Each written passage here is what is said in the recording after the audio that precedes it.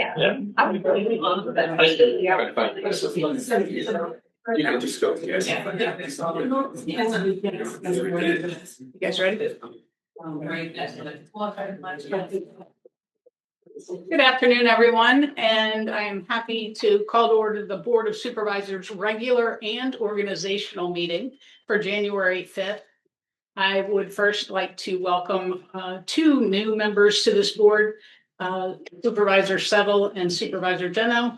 I'm excited to work with you this year and see what your experiences bring to this board. If we could all rise for the Pledge of Allegiance and a moment of silence. It's The flag has been. Yes. I pledge allegiance to the flag of the United States of America and to the republic for which it stands, one nation, under God, indivisible, with liberty and justice for all. Moment of silence.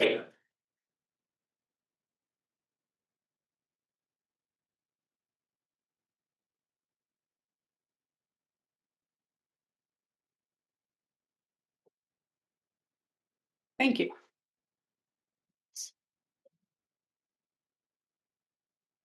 And we're going to go through the organizational meeting and then take a brief recess as we need to get our new board photograph.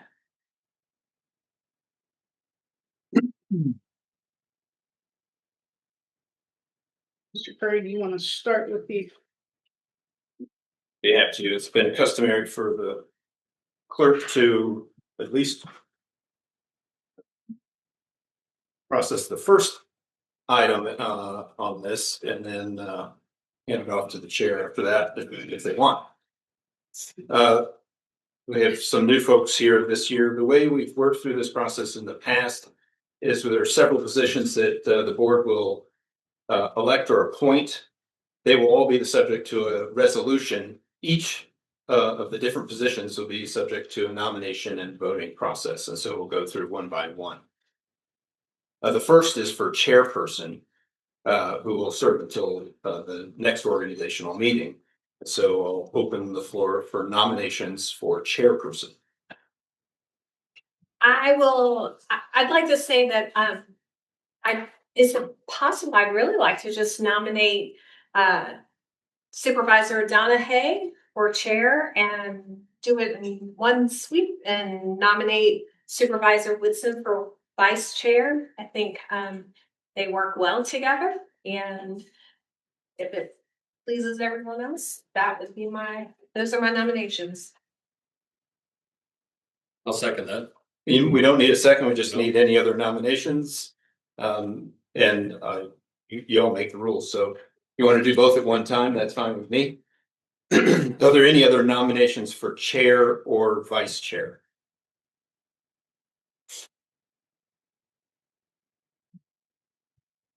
Hearing none, and there being only one person nominated, are the chair and vice chair by acclamation. Congratulations. So with that, you're the chair. Would you like to finish this process? I think you have handled it quite well since I've been sitting here, so I would prefer that you continue. Go. Thank you, Mr. Woodson. Thank you, Ms. Cohn. Thank you.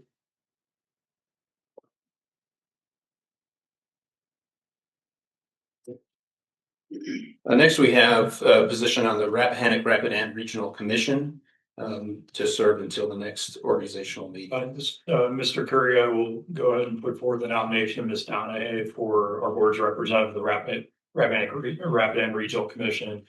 And also with the acknowledgement for the public's awareness, I believe Ms. Donahue has been serving as chair of the Regional Commission. And for that, we should all be grateful for her leadership outside of the county on our behalf. Thank you. And I should say, just by nature of my position, I also serve on the commission. Are there any other nominations for the representative on the Rappahannock Rapidan Regional Commission? Hearing none, Ms. Donahue, you will be the representative by acclamation. Next is representative to serve as the Board of Supervisors representative on the Rappahannock County Planning Commission. And also this item foresees an alternate in case that primary person is not available. I'll accept nominations for the appointee and alternate. Mr. Curry, to move things along, I would like to nominate Mr. Janot of the Stonewall Hawthorne District as the Board of Supervisors representative on the Rappahannock County Planning Commission. And borrowing from Ms. Comer's efficiency, I'll take a second stab and nominate Mr. Settle as the alternate Board of Supervisors representative to the Rappahannock County Planning Commission. Any other nominations for Planning Commission representative, appointee or alternate? Hearing none, Mr. Janot, congratulations, you will be the representative, and Mr. Settle, you will be the alternate. Next is the appointee to serve as the Board of Zoning Appeals representative on the Rappahannock County Planning Commission. Accept the nomination for individual to serve as the BZA's representative on the Planning Commission. Mr. Curry, just a question for clarification. In the past, when the Board of Zoning Appeals met more often, they would put forward a name of their selection for the representative of the Planning Commission. Has that happened here? I have not received a recommendation from that body. I would like to make a motion that we appoint Steph Ritter. It doesn't need to be a motion, but just a nomination. Any other nominations for the BZA rep on the Planning Commission?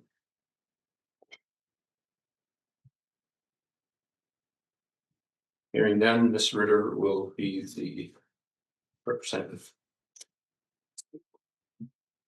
Next is board representative and alternate to serve as the board's representative to the Rappahannock River Basin Commission. So a regional entity that spans counties from here all the way down to the tip of the northern neck. I would like to nominate Supervisor Woodson for that position, please. So it's a nomination for Mr. Whitson, and we have opportunity for alternate as well. Some of these meetings are quite far away, so travel can be challenging. Whitson will be your witness on the River Basin Commission. And I don't mind if you all are in agreement to be his backup. I've done it this year, and the meetings are all over the state. Thank you. Well, except Ms. Dunhay's nomination of herself. Yes. Any other nominations for Rappahannock River Basin Commission representatives? All right, hearing none, Mr. Whitson and Ms. Dunhay will represent the board on that body. Next are two representatives to serve as board representatives on the Public Safety Committee. Accept nominations for any number of individuals. Those individuals with the two high-speed vote getters will be the nominees. I would like to nominate Supervisor Whitson and Supervisor Settle. I think they will make excellent members of that committee. Any other nominations? All right, by acclamation, Mr. Whitson and Mr. Settle, you will be representatives on the Public Safety Committee. Thank you, Ms. Donna. Next is representative to the Fire Levy Board. Accept the nomination for representative to the Fire Levy Board. I will nominate Supervisor Settle for the Fire Levy Board. Good choice. Any other nominations for Fire Levy Board? They usually meet 2 or 3 times a year.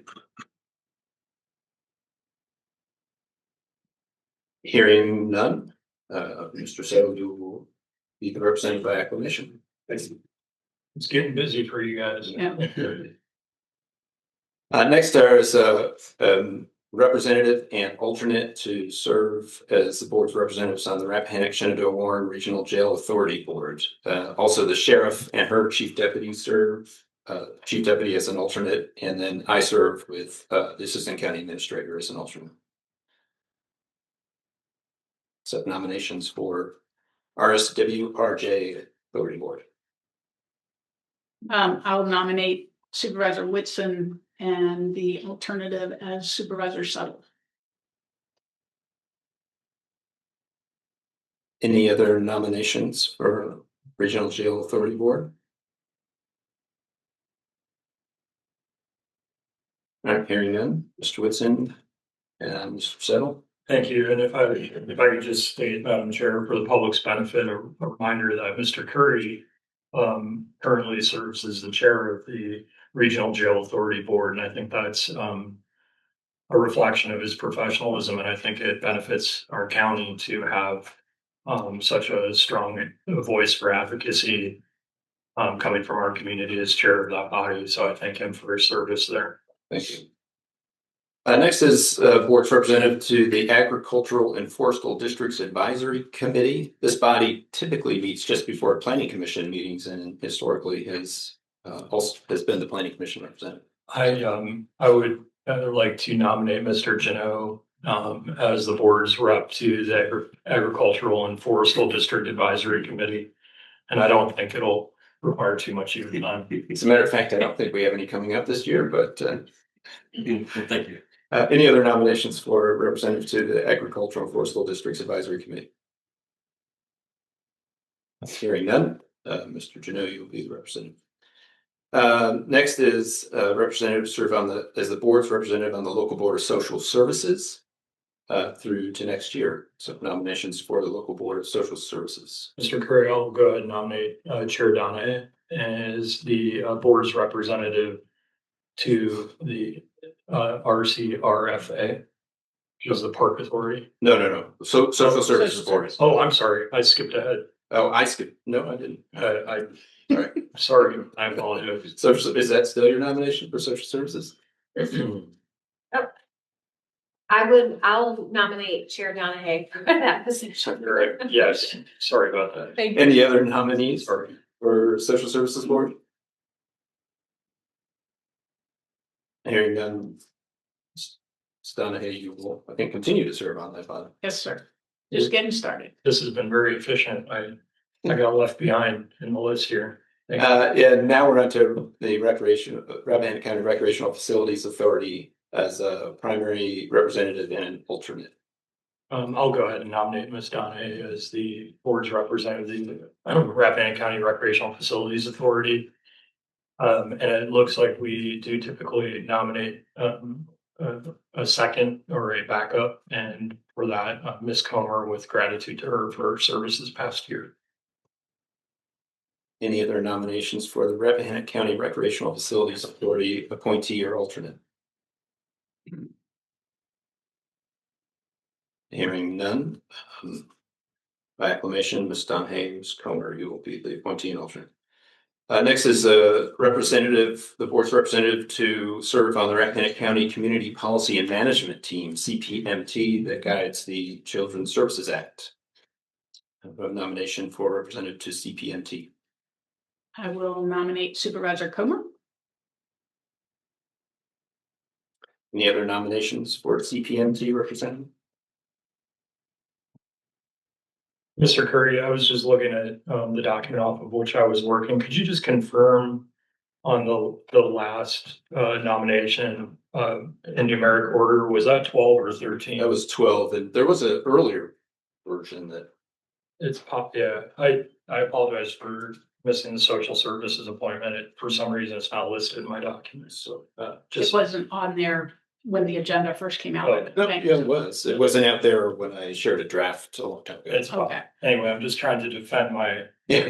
my own mental acuity I there. know why it happened. So CPMT, any other nominations for representative to sit on CPMT? That was Ms. Comer. Yes. Yeah. Any others? Hearing none, Ms. Comer, by acclamation, we will serve. Lastly, paragraph 14 speaks to the schedule for meetings, which would continue to be the first Monday of the month at 2 p.m. and then 7 p.m. if further business is required, except for your September meeting, which would be on the first Wednesday of the month due to Labor Day.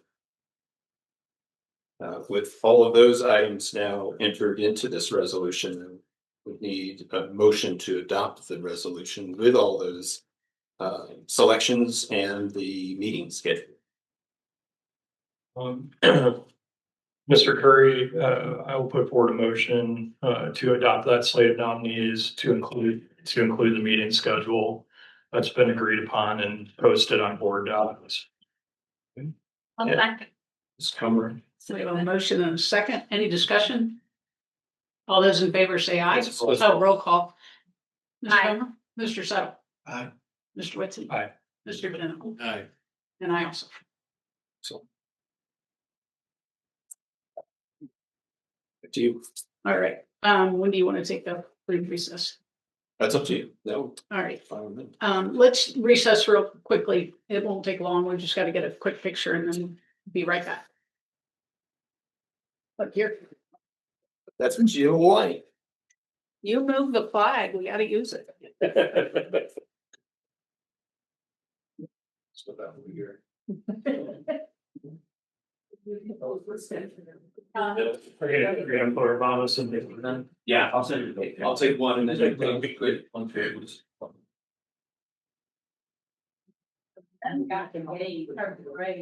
Yeah, so you can squeeze in there. Act like you feel like. Maybe on the other side. So you guys won't know. I mean,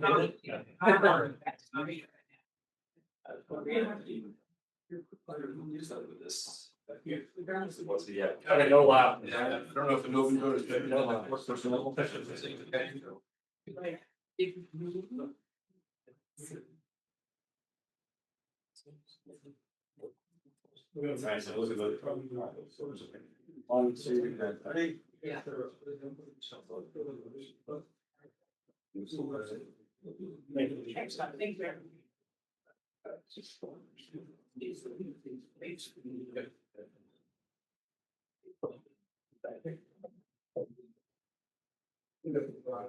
All right, so back. Yeah. All right, we're at adoption of agenda.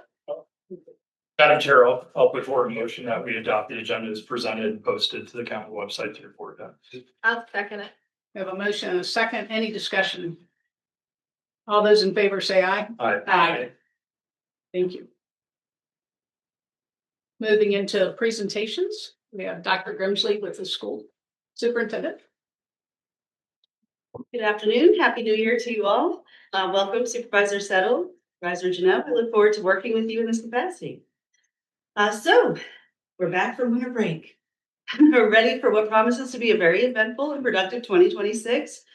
Our CPS ended 2025 strong, wrapping up first semester SOLs, final projects, and exams. I would like to recognize some phenomenal fall results. Michelle Jarrett's Math 7 class with 100% pass rate. Both of Kevin Alter's Math 8 and Algebra classes, 100% pass rate. Allie Phillips' Biology ended at 100% pass rate. Miss Morrison's 11th grade end of course English, 95% pass rate. And middle school Christine Hill, 8th grade Science with a decade best of 85%, a huge increase over a 63% pass rate in the subject last year. So many students even completed first semester certifications, including students enrolled in the Ag Academy and Health Sciences Academy, who received a plethora of career credentials. And if you follow our social media posts, you'll see those as soon as we know that they've achieved them. Our CPS was full of holiday spirit at the close of the semester. I hope you were able to attend the winter band concert that included the high school 6th and 7th grade bands. The high school and 6th and 7th grade bands, sorry.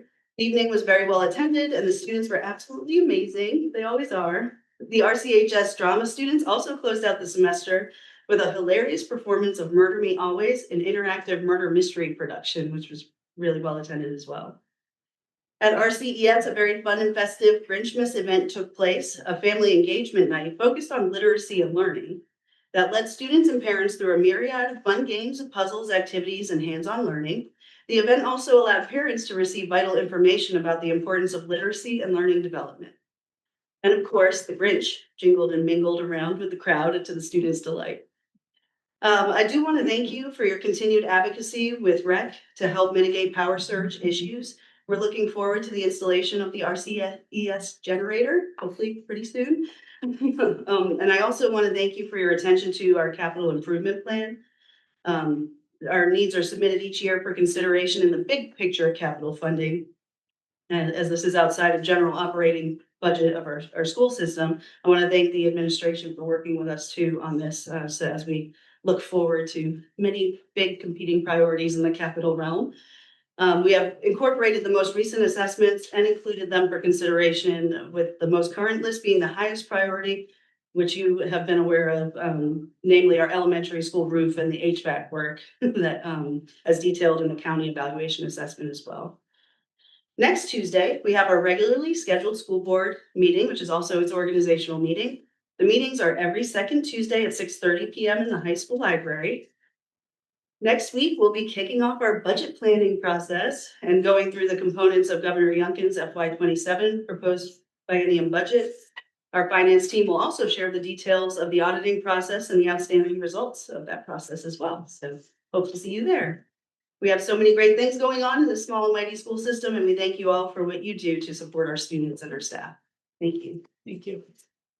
Dr. Grimsley, good to see you. Happy New Year. Happy New Year. Thanks for all you do. Thank you. Just a few questions, and rather than put them all up front, maybe I'll let you address each one individually. A constituent of mine in the Hampton District pointed out that there's what appears to be a new school-related counseling center located here in the town of Washington. I was just wondering if that in fact is affiliated in some way with the school system. If so, if you could just fill us in on what that is and why it suddenly popped up. Absolutely. So there has been a big push in the state and at the federal level too, for mental health outpatient therapeutic services for students in recent years. With that being said, there have also been opportunities to obtain grant funding for school-based mental health services as well as outpatient. So that is a collaboration with Youth for Tomorrow. You've heard of that organization, and a school-based mental health grant project, which provides mental health services to students, outpatient therapies 2 days a week at this point. Could be more based on the number of referrals, but it's a good collaboration, and we provide transportation and help with intake process and everything for students who may need that support. And does that, I guess, two related questions or follow-up questions. Number one, is that a 100% outside grant funded operation, including the overhead costs of the rental space? And then number two, what in what form might this reduce direct payroll expenditures within the school system for student counseling services that you have been providing to date? Does it to any extent replace some of those functions that had been carried out in-house? And if so, can we expect to see a cost reduction in terms of your payroll on the counseling side of the school system? Yeah, fantastic question. So these type of services are outpatient therapeutic services, which are generally not housed on regular operating personnel in a school system. Usually they're your tier 3 intervention services that happen after you've had your general tiers of counseling inpatient or in school-based services. However, what this does is provide the opportunity and availability for those services where staff was working really hard trying to do those links with services, intake, the administration piece, which will free up those staff to do more of the tier 1 and tier 2 that they may have been pulled from to ensure that these services were met wherever they were met. So indirect. Okay. Yeah, I may follow up on that later, either directly with you or in a subsequent meeting. Absolutely. This is the second time that I'm going to call out the elephant in the room. The first time was some years ago during a budget discussion about increased school funding in a time of declining enrollment and how that does or does not make sense. So the elephant in the room this time is a little bit more nebulous, I would say, and I think it is worth addressing. And I thought over the holiday break how best to frame this question to you, and I didn't come up with an artful way to do it, so I'll just put it out there. I think anyone who reads the Rappahannock News saw a story in the Rappahannock News that was quite, I don't want to say critical, but at least raised the question about staff turnover in the Rappahannock County Public Schools. And I was surprised by the tone of the story, largely because it came out of the Foothills Forum group. And I think we know that some of the more active folks in the Foothills Forum group often stand before us and implore us to increase school funding year after year after year. So given the source, I was surprised that that story came out and was so seemingly critical of what's going on with staff turnover at the schools. And when I see staff turnover, and I raised this with you last year, I don't see staff turnover as inherently a cost saving event. Rather, I see it as almost, no matter how you slice and dice it, when you lose a high percentage of your teachers or administrators or combination thereof, no matter what setting, no matter what business, the rehiring process, the retraining process, the bringing people up to speed process, the inherent instability that's introduced into an institution like the schools when you have turnover at the level you've been seeing at the paper reported on, that comes, I think, at a significant cost. And so, failing to come up with a question to pose to you, I just wanted to give you the opportunity to respond to some of that reporting, and also, though I don't put much weight on the comments. There was also on the county listserv RapNet posts from students who were piling on and expressing their own concerns about how teachers were treating them, and concerns about morale in the school coming from students posting on our public listserv. And I know this is not fun stuff for you to read, and it's not pleasant to have to address, but I do think for our county taxpayers, it is important that you have an opportunity to address some of what's been out publicly in recent weeks.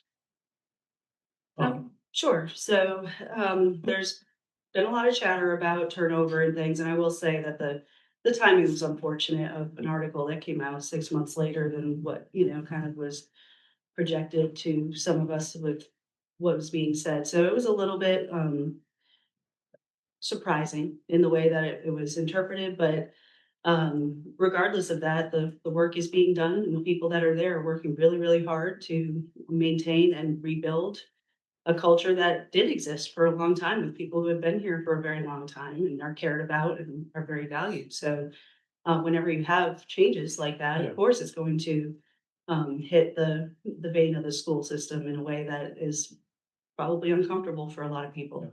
And then the added effect of trying to build a supportive learning environment that's welcoming and builds that sense of belonging to a lot of new people and students that may not know all these new faces and things. It can be a difficult task, but everybody is working really hard to address those needs, and recruitment and retention remain a huge priority for us. So Okay.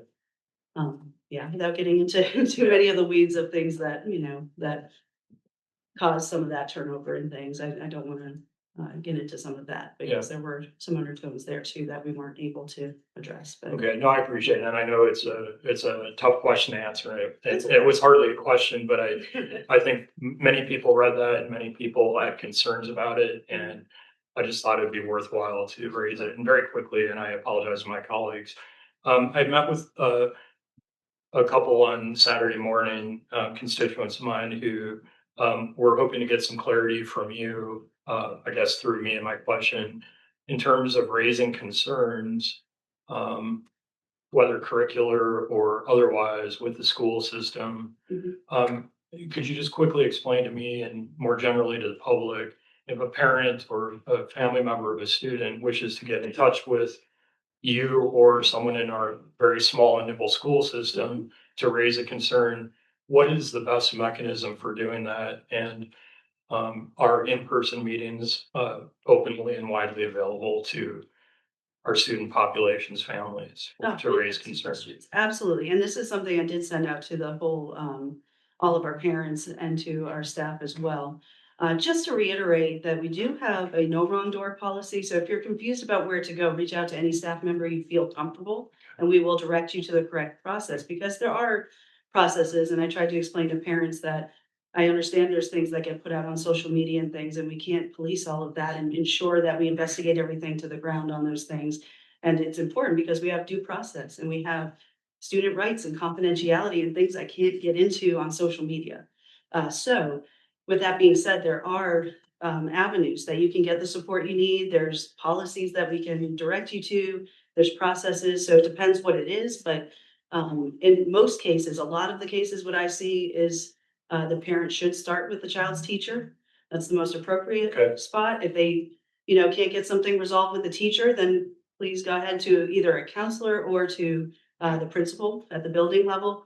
If there's still something going on, please come up to my office. We have support either depending on what the issue is. We have different levels of support there. And then finally, there's an appeals process in all of our policies to the school board.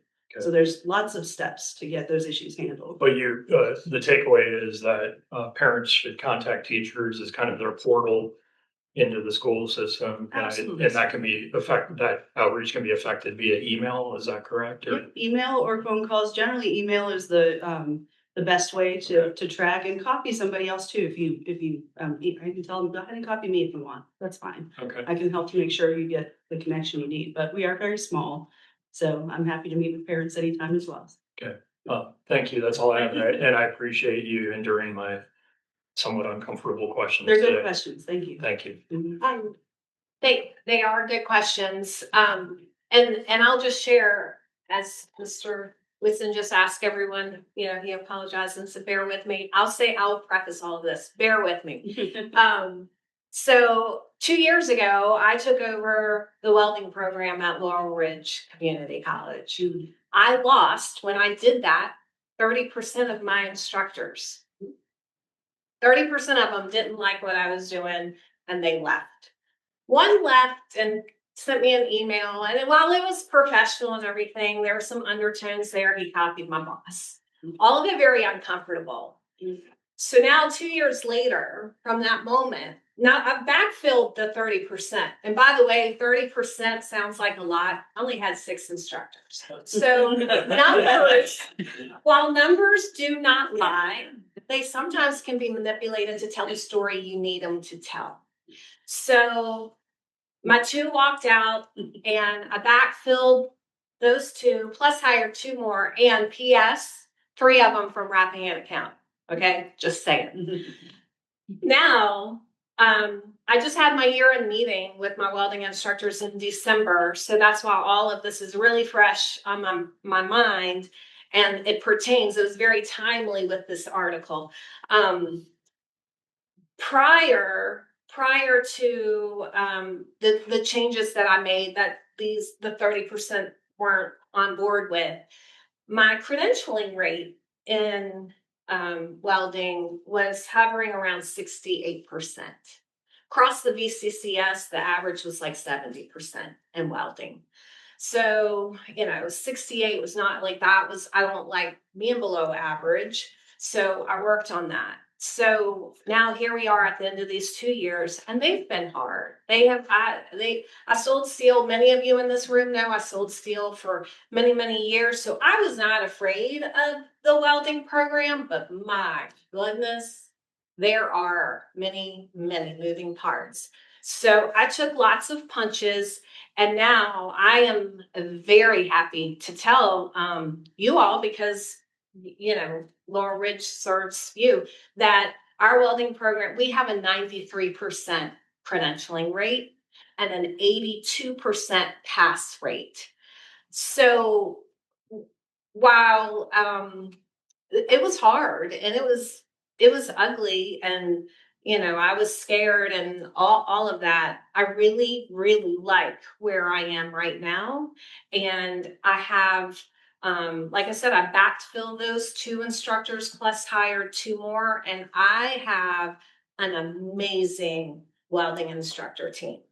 So I share all of that just as a little anecdote, and that leads me to my question about SOLs. My funding at Laurel Ridge is dependent on my credentialing rate. That credentialing rate is what the president of Laurel Ridge is looking at. That credentialing rate is what the Virginia Community College system is looking at. That is the metric by which the welding program at that school is being measured. So speak to that a little. You just talked about the great SOLs, and you spoke about the one in particular that, that sounded like a pretty big jump. What kind of impact and I know the standards of learning, the standardized testing, that's a conversation for another day, but at the end of the day, is that not what the state is looking at? Like what impact do the SOL scores have? And I have some other comments and questions as well, but I'll pause Sure. there. No, great question. So SOLs are looked at through the state lens in a number of ways. They have the new performance and support framework for accreditation. So the state pulls all of that data, and that's how they're accrediting schools. They have bifurcated that system now to be a lot more transparent on actual pass rates, actual mastery. So there's been a lot of push and pull at the state level over the years to get to that point. Of course, now with the changes happening in Richmond, we may see another pendulum shift. But the main thing is that the standards have been raised quite a bit. So they're no longer the baseline standards that they once were. And it takes quite a bit. The rigor is more pronounced, much more heavy emphasis put on literacy development in the early years. In our history classes, we saw a lot more integration of geography and literacy components as well. So it trickles all the way down. All that to say that those components are super important to the accreditation of your schools. Indirectly impacts your funding, yes, because should you fall into an improvement category, the state will then tell you all the extra things that you need to do. And it still runs through an LCI formula. So if you become an needs improvement in any of those areas, and the state says you are a school identified in need of support or in need of intensive support, forbid, then they will tell you all the numbers of staffing. You have to consult with the state. They come in, and we've been here before. I've been the instructional coordinator here. I think back in 2009 was when we had to go through some of those hoops, and it's a lot of work and a lot of extra staffing and a lot of extra supports and programs and things. So yes, having high scores keeps you from impact. And then on the other side of things, that's been part of our continuous school improvement plans, particularly in math and sciences and earlier grades. So we did see that impact already in the foundational skills to build a strong math science program, which in turn then is pretty directly correlational to the opportunities later, advanced rigor, advanced placements, more college and career readiness, college placements, and things like that. So those elements of success, but no matter what pathway you choose, you'll be a more successful individual with those foundational bases. So we want to see those numbers come up. Also, I too was surprised a little bit by the tone of the article, but I just, and I'm all for, I'm not gonna hammer the press, but I'm not hammering the press, but I will share with everyone in the courtroom today that I had my son read that article. He's 18. And I asked him, he and I really talked about asking a couple of things, I want to dive deep in there. And I just want to point out that my 18-year-old son was able to point out that not one parent seemed to be interviewed for that article. Not one. If they were, they weren't quoted. Not one student seemed to be interviewed for that article. Again, if they were, they weren't quoted. My son said he wasn't interviewed. Who knows? Maybe if they had been interviewed, maybe the article would have been harsher. I don't know. But it also did not, my son did also pick up, again, he's 18, a senior. He did pick up on the fact that if there was anyone who had an opposing opinion, it was not represented in that article. So I would like to think that, and I say this gently and respectfully, good journalism would seek out both sides, seek out many perspectives. I've said it many times publicly, professionally, personally. I've had a relatively good experience with Rappahannock County Public Schools. My son having been there since kindergarten. Again, being protective of student information and whatnot. I've had to knock on their door and say, hey, something doesn't something's not quite right. And every time I have, the teacher, the principal, the guidance counselor, whoever I reached out to has gotten back to me. And if they didn't, I just politely I just kept going. If it's important enough, um, the a parent will keep going. Um, I have reached out to the principal 3 times this year since August, and all 3 times I've had no trouble reaching her. Did she get back to me in 15 minutes? No, but my problems, I shouldn't say problems, my concerns at those times have been addressed. Also, I just want to point out, because some people might not know, every Monday morning, parents get a text with everything that's going on at the school. And I should clarify the high school. So you can see you see what's going on. If you have any questions, you can contact them. Dr. Gumsley did send out every single parent an email just before we got it the day a break that outlines some pretty significant changes happening in the school at the moment. And it was for this, contact this person, for this, contact this person. I saved it because some of it does, I need to refer to it.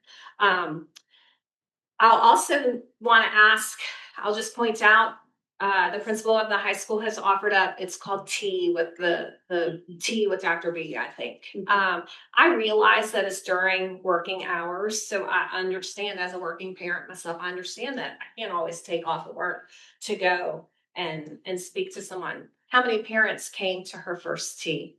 Do you know? Okay. It's very well, I know about it. It's very well advertised. So if you can't reach her, she's putting out on social media. She's putting out all over her place. You can come right to her. Like she's serving tea and donuts, as far as I know. And then the last thing I'll say is,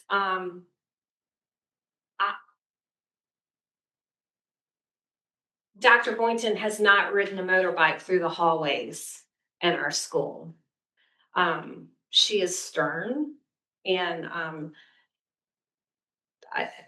I'll leave it at that. She is stern, but my son has not come home and said the principal of his high school has been riding a motorbike through the hallways. Change is hard and it takes time. And I appreciate that for more reasons than one. Yeah. Yeah. I was gonna let Supervisor Settle call if he's back. Yeah, thank you, Madam Chair. I have a comment, maybe 2 questions. We're gonna be on both ends of the spectrum, so a quick comment. I great questions to tease us out. This is very beneficial for me as a kind of a learning step, first meeting, so I'll try to put my foot in my mouth in my first meeting that follow me forever. So I'm glad to hear that you have those processes in place, and I expected that the school would have those processes in place. And unfortunately, that article that came out, it is what it is. Subject of those 2 before, but we get through those. But I think what's very important is the processes that you do have in place. And my comment is if you bypass those processes or you bypass people and you want to get right to the top, and sometimes that needs to be done. Then you hurt the feelings of the very folks you've been power to execute and or solve problems. So I'm glad to hear those processes. I hope they're robust and they are being exercised when someone has an issue where they can get that resolved. Going back to, first of all, thank you for submitting your capital improvement plan, or I guess that is maybe in our hands now, or some of it. We're massaging that for us to take a look at next month. My question to you is the roof. I hear so much about the roof, so much I look at my roof every day. I go home at everybody else's roof. It seems like, how long has that roof been in what appears to be dire straight repair? It's still five years under life of the roof, but it's still based on the flaws in the way the roof bends when it gets wet or hot, or and Dr. Bolt can go into very much more detail than I can about the status of the roof. It does need to be replaced. They estimate now, based on the way that the roof is wearing and tearing, that we're 2 years over. So even though the information of the installation gave us a little bit longer, that's why it's appeared a little bit further down on our capital plan in previous years, but now it's up at the top. Based on those assessments and some of the issues that we had during that torrential rain beginning of last year, that caused all those leaks. But since the repairs, we haven't had so many like that we had at that time. Right. Obviously, we've got to do something there. And it's gonna take funding, and, where do we get that from? Which leads me to my second question.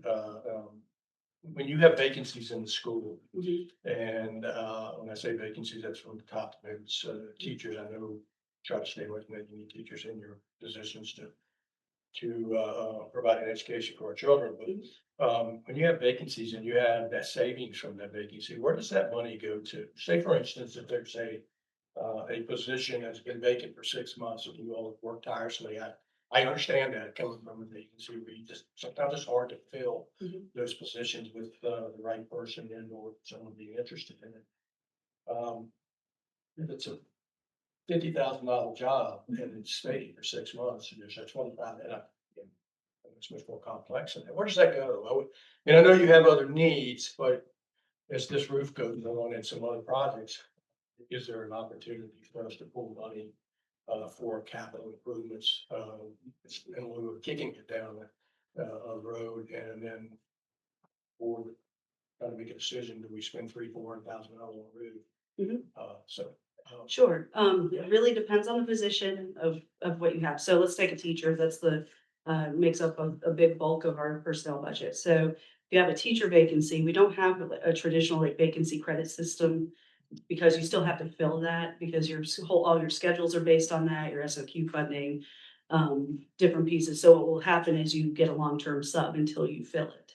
So it's not a person that you still have to fund that long-term sub. And in some cases, they make a little more than a first-year teacher, because there's not the deductions, the health insurance, that they can make a little more in their paycheck, honestly, because of the rate that's at.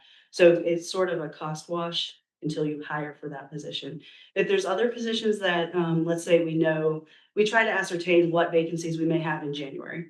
So if on intent forms, based on that is how we develop our budget on the staffing tools that we need, the needs that the state tells us we have to meet, and we base the budget on that. So let's say we don't get to hire an administrative position or somewhat there. So then you will have a lapse in time. So lapse in turnover, where that money will remain in the instruction line. So then toward the end of the year, if there's still remaining funds there, then that would get turned over to the county at the end of the year. Thank you. Yes, sir. I'll try to do the same as Mr. Settle and not put my foot in my mouth. First comments of the first meeting. Appreciate the report that you gave, especially the SOL reports. My 8th grader was very worried about that science SOL, and she did it. So we're very, very happy for that. Was that 65% to 85%? Is that 63 to 85? 63 to 85, and just so everybody, I didn't understand this, but that's 6th, 7th, and 8th grade. That's a significant test. Helping her study for that, we realize just how significant that is. So, I guess my biggest question is, what do you see? I know we have further adjustments to the SOL standards coming. What do you see? What impact do you see those having on us over the next few years? Are we sort of ready for those, or how do we get ready for them? Great question. I don't think there's going to be much deviation from the Virginia Literacy Act that received a lot of bipartisan support to push that through, to really build up the literacy levels at an early grade levels, evidence-based curriculum, science-based teaching strategies, all the way up through 8th grade. So you should be seeing the impact of that over time, hopefully in increased SOL scores. The math and sciences, offering advanced pathways, is a big push too from the state, in both math and science. So those standards have changed to facilitate that movement and fluidity with the standards. I don't think you'll see the standards lessening, even no matter who's at Department of Education, just based on, the recent studies and the conversations about the NAEP honesty gaps and different things like that. So that will probably stand pretty strong with where the standards are, with maybe some minor changes in content, but as far as the rigor of the standards, those will likely stay. And also facilitate the need for the schools to continue to push for more rigor. Okay, all right, thanks. And my last question is, first, I'm glad we live in a place where we can have the kind of reporting that we have, even if it's a little uncomfortable at times. And appreciate the work that the journalists put into that, asking hard questions and maybe saying things that are difficult to hear. It was interesting. Was it the very next week our school got recognition from the state for, you'll know a lot more It about was the that. same week. Same week. Same week. So Great time. yeah. So yeah, tell us what that recognition was. So the recognition from the state was that the both schools fully accredited on the new system, the support performance framework, which is pretty difficult with where the standards have gone. But your high school is a distinguished school, receiving over 90 percentage points in the possible 100 out of the accreditation system. So that's pretty amazing. Yeah, so great work to you and all of the staff for achieving that. Thank you. So my question is kind of following in the SOL theme, because the score increase was, I thought, pretty impressive. I'm wondering if you can link that to a child who wants to go to college and what difference that will make for him or her. Oh, that's a great question. So your transcript generally will not have your SOL. It will have your GPA and your grade achieved in those courses. What colleges are looking for really is pretty simple. It's hard courses, good grades. So I want to see a high GPA. I want to see the hard courses and the rigor in those courses. What's directly correlational though is if you have the foundational pass rate or as a student, higher SOL scores in the pass advanced range or pass proficient range throughout your high school career, you are more likely to be successful in those higher rigor courses, more likely to have more opportunity in your schedule because you've earned verified credits earlier, and you've built those foundational skills in order to be successful no matter what pathway you choose.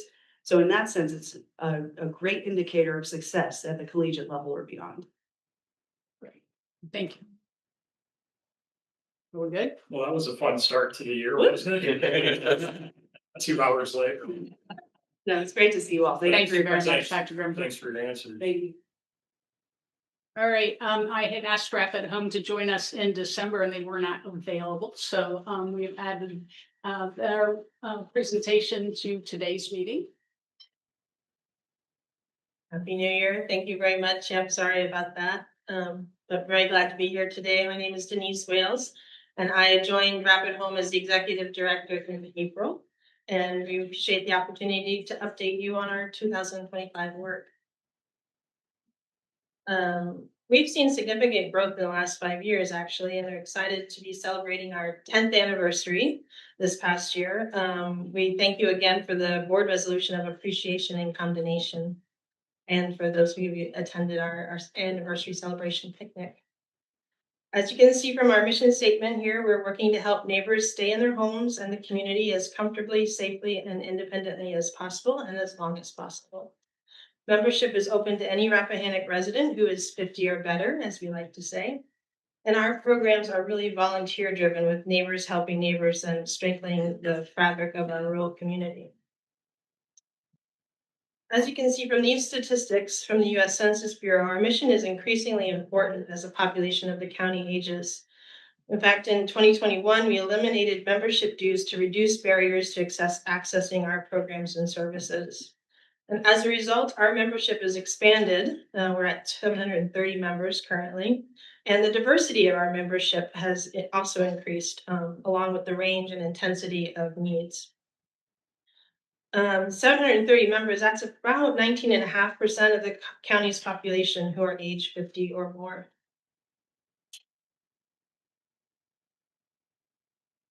So we offer a wide range of programs and work to continually introduce new opportunities and services to meet our members' evolving needs. As mentioned, all of our services are free to our members. Under transportation services, the majority of our rides are to medical appointments due to the lack of facilities in the county. Our trained volunteer drivers drive many miles to many places, including rides using wheelchair accessible vehicles. We're in fact the only provider of wheelchair accessible rides and also rides to dialysis appointments when they're needed. We also do grocery and prescription pickups are probably our more popular transportation services. We do help other people with errands and rides to social events as well. For aging in place, we have a program called Ready or Not, which I encourage everybody, whether you're ready or not, to try to take it, because it's a program through which small groups of people, sometimes friends and neighbors, but sometimes they're initially strangers, and they're guided through a structured process for thinking about and planning for various options as they age in place. And maybe you've seen the recent article in the Rappahannock News about Gwen Bates, who manages our program. We also provide home safety assessments, medical alert devices, and install reflective address signs for 911. And again, this is at no charge to our members. And actually, due to a recent Facebook post, we have a lot of interest in those, and so we'll be catching up on that, but hopefully adding new members to our group. We've also done a lot of work in emergency preparedness, and I'll tell you a bit more about that in a bit. Under health and wellness, Rapid Home has taken an initiative to bring together several healthcare providers to increase access to healthcare, and that's called the Rappahannock Rural Health Network, and I'll talk more about that in just a bit. We also have many educational and recreational activities to support health and well-being, and we have a caregiver referral list, which we maintain as we vet caregivers in the county who make sure they're trained and qualified. And then we also are doing some educational opportunities through a grant from PATH to help those caregivers as well. To enhance social connection, we have regular activities and special events. We conduct friendly visits and regular check-ins for our more isolated neighbors. And we have a monthly newsletter to help keep members informed and connected. We also help our members connect with other community resources, such as mental health support from Encompass, emergency funding from the Benevolent Fund, and we have a vendor referral list of vendors in the county that our members have recommended. Next slide, please. So here's some examples of our services. On the left, we've got a grant from the University of Virginia. We're working through our rural health network to help older adults better manage chronic diseases such as diabetes and high blood pressure. And we go to community events to share information and pass out blood pressure monitoring devices, pulse oximeters, and health journals to those who need them. And then we also offer follow-up support from our volunteers who are retired health professionals. You'll see we have several volunteer drivers who are trained to transport wheelchair-bound clients. We own one van and have another one that's on long-term loan through the Regional Transportation Collaborative from the Rappahannock Rapidan Regional Commission. And all of our scheduling and ride tracking goes through their mobility center.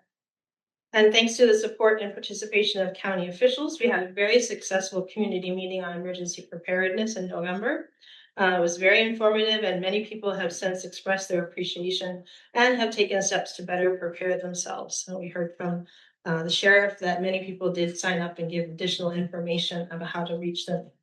And we have our emergency preparedness guide, which I have a few here if anyone's interested, but it's also available on our website. And then lastly, our Rap at the Door program facilitates regular friendly check-ins to our more isolated older neighbors. We bring kindness gifts and other helpful things. Lately, it's been home safety devices, like a lantern was one. And we've been partnering with Headwaters Foundation to make those kindness gifts. So you can see in this photo, it's a decorated pumpkin that they did for us in October. Here you can see some of the numbers that we track. In particular, we have, again, it's a volunteer-driven organization, so we have a lot of volunteer hours and miles, and that adds up to about $156,000 in donated time and mileage. And we have a lot of activities and services that we've offered this year. You can go to the next, and just some examples of our activities. We have a regular luncheon shop. This particular photo, Jan Makla shared the history of the Amosville Market and Hackley's General Store. So we do like to try and get Rappahannock County history involved as well. We have a regular Rap Writers writing group that meets each month, but then we also have a grant from the Claudia Mitchell Fund from RAC that we do community workshops, so on different aspects of writing. Our newest activity is called Story to Skip, where people swap stories and act them out, and I tell you, they have a great time. I mean, there's some roaring laughter from the back of the office. And then we have a walk and talk, which meets every Wednesday at usually now it's 10:30. In the summer it's 9:30. So if you're interested in walking and talking around Little Washington, please join them. That's been going strong for years. And then lastly, our anniversary picnic. So for funding, we have relied on the generosity of private donors, local advocates, and various foundations since the elimination of membership dues. For 2025, we've done much more in grants, so increasing our revenue, and we met our target in individual donations, which is about 25%. Our grants from local foundations and organizations are from PAC Foundation, Northern Piedmont Community Foundation, and Rappahannock Electric Cooperative. From state-funded organizations, as I said, from the Rappahannock Rapidan Regional Commission and the Virginia Village Collective, we've received grants. And in 2025, we did have federal funds from the Health Resources and Services Administration of, that's HRSA, from the Department of Health and Human Services, to establish the Rural Health Network. That funding ended in November, and at this stage, we don't anticipate receiving further funds, but we are working to raise funds from other sources to advance on the progress that we've made so far. So going forward, our plans take into account the challenges of the county's aging population. These are challenges such as changes to rural healthcare funding, ongoing concerns about Medicare and Medicaid, reduced federal funding, and the reality of the limits of services in our rural area. We will continue to advance and improve our critical services, particularly in the area of transportation, access to healthcare, and safety, and we hope to deepen our collaboration with the county. For transportation, we'll continue to collaborate with the RTC. We've received funds to help us recruit more volunteer drivers, purchase an additional vehicle, and expand our paid driver hours this year. For access to healthcare, we have a nice collaboration with the school health clinic, and we are hopeful that that will be open to the community, the entire community. I know we just need to work out the logistics of that. And then, as mentioned, our grant from UVA, we will continue to help with outreach and awareness raising of chronic disease and how to manage that better. We also just received notice that we want to have a reward from the Northern Piedmont Community Foundation Likes Fund, and that's for a pilot project to support healthy living for older adults, which will include exercise, nutrition, and and gardening. And that will hopefully, that's slated to start soon. And that's actually with 4 other partners of the network. So it's a good collaboration. We also have some strong possibilities to start a community health pilot with emergency medical services to bring a primary health care unit to the community. And on the horizon, we'd like to explore pharmacy options. With regard to safety, we plan to continue and expand our emergency planning support. And the next step is to encourage small neighborhood meetings to increase support networks. So, thank you very much for this opportunity. Please let us know what questions or comments you have. Um, please also feel free to reach out to us at any time. This is our general contact information, but I'm happy to leave my card as well. And of course, if you're not yet a member and you're eligible, please consider joining us. Thank you. Thanks very much. And I could sing your praises all day, but I know we're already running a bit long here. Thank you for the very comprehensive presentation. And I think my mother-in-law, who's here today, I think you just convinced her she can move safely to Rappahannock County full time. And that's fine with me. I know it's not always the case with mother-in-laws, but it's fine with me. But really, I mean, what you're doing here is unbelievable. And sometimes even local government moves too slowly for my taste. And while we're talking about ideas and ways to bolster or complement our volunteer fire and rescue system with community initiatives, you all are doing it. And I'm so grateful for all the time that you and Miss Wenger and Mr. Ritchie, who you know well, and others are putting into this ongoing effort at Rapid Home. And I know after I suffered my catastrophic cardiac event outside of Rappahannock County, my wife was very reluctant to come back. But that said, you all are indeed complementing to some extent what our awesome volunteer fire and rescue volunteers are doing every day. And I talk often about we kind of have a double whammy going on here because on the one hand, and your demographic data supports it, we're an aging community. And at the same time, the volunteer pool from which we draw for EMS support is also aging. So you have a bad combination or a not ideal combination of 911 calls combined with volunteers who are running a lot of calls when perhaps they need to be doing other things. So you're filling a gap that's critical, and the public safety meeting you had was incredible. The transportation services you provide are amazing. And then on a personal note, we have this fledgling public-facing automated defibrillator network that is something that I really want to get going. You're serving as a fiscal agent for that. And recently I spoke with Ms. Wenger and Mr. Ritchie about the idea, and this dovetails with some of the neighborhood-based small group initiatives that you talked about in your presentation. But I would like our community to get to a point where we're a cardiac or health safe community vis-a-vis small neighborhood groups of people who can perform CPR, who can use a defibrillator, who can register themselves and their location to a fixed defibrillator back in the hollows around our community. And I see you all as a key component of that kind of initiative.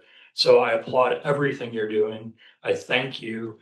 And we all, I think from a local government perspective, and I appreciate your point that you're seeking deeper collaboration with us. I think we would be remiss if we did not seize that opportunity to do more from a county government perspective to take advantage of your unbelievable volunteers and ideas and energy and do more for our community. So again, thank you for everything. Thank you. Thank you. So I would thank you as well. Thank you a lot because my colleague, it sounds like maybe if you all weren't doing all the things that you're doing, he wouldn't have been able to talk his wife into coming back to Rappahannock. And you might be sitting here, so I appreciate that. But I'm always curious in regional partnerships. You mentioned partnering with Headwaters, and especially when you mentioned needing drivers and vehicles.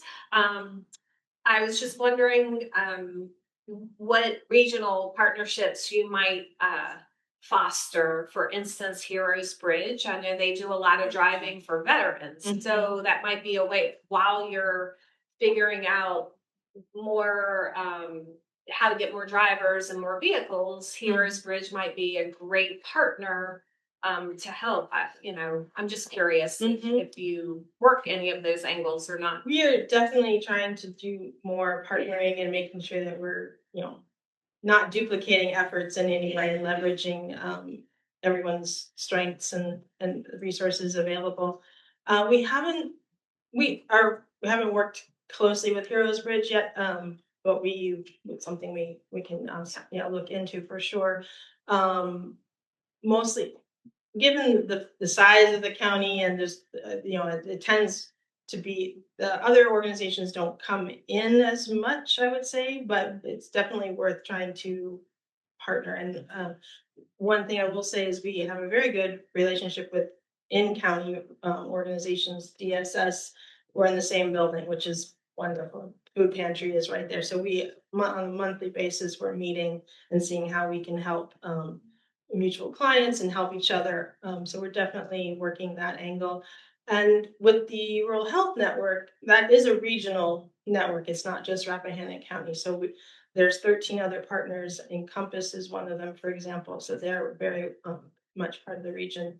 So really trying to expand and strengthen those relationships. Well, put Heroes Bridge on your list of folks to contact. I know someone on their board. So I might whisper a thing or two in her ear and see, because like I said, they have a niche. So they might, especially at least that end of the we've sort of been in contact, but not really done anything, at least while I've been with Rapid Home. Thank you. Appreciate that. Other questions or comments or? Thank you. Thank you very much for your time. Thank you for the invitation. I'll take.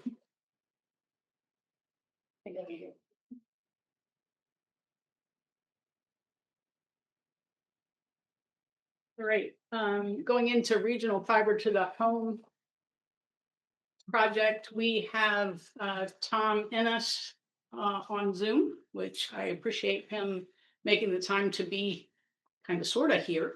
Tom, if you want to talk to us about the exciting things happening in Rappahannock County, this would be the time. Hopefully technology will work. Yes. Thank you. Hold on a second, Tom. One Gotta second fix while we audio. pull this up. I assume he has fiber wherever he is. Can you try to share your screen? Yes, it says replace the current share. Is that okay if I take off your agenda? Let's see. Never seems to work, right?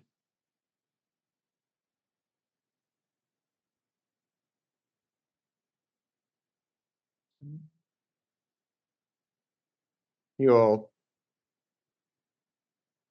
see. Oh, Is now the screen sharing my PowerPoint? it's like sometimes the TVs want to work as speakers and sometimes they don't. Are you able to share your screen, Tom? It says I'm sharing my screen, but if not, you can pull up that PDF. Like It says it is sharing, but There we go. You maximize that. If I can get your audio working here. Maybe if needed, you can call the number. Well, we take a 2-second recess and I'll grab speakers from the other end, but I think we just had your screen shared, Tom. You can go ahead and do that again.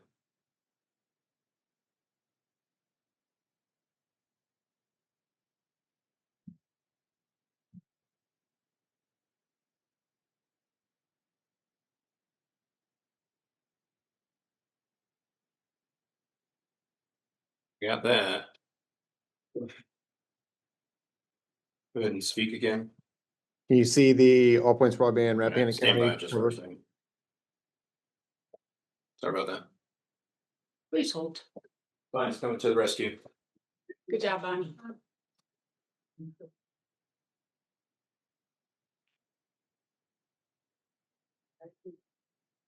Give me this piece. Here you are. Let's take it up.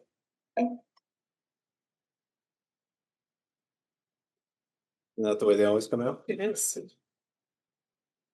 You can plug that in right here.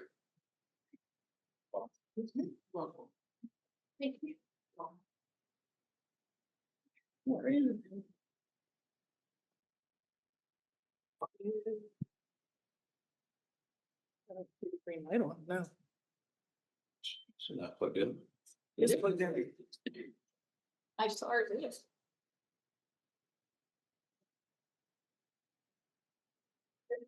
Even the backup doesn't work.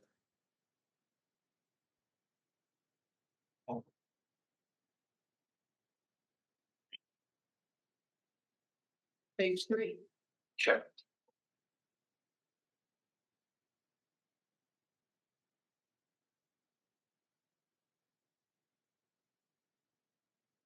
Reading. No.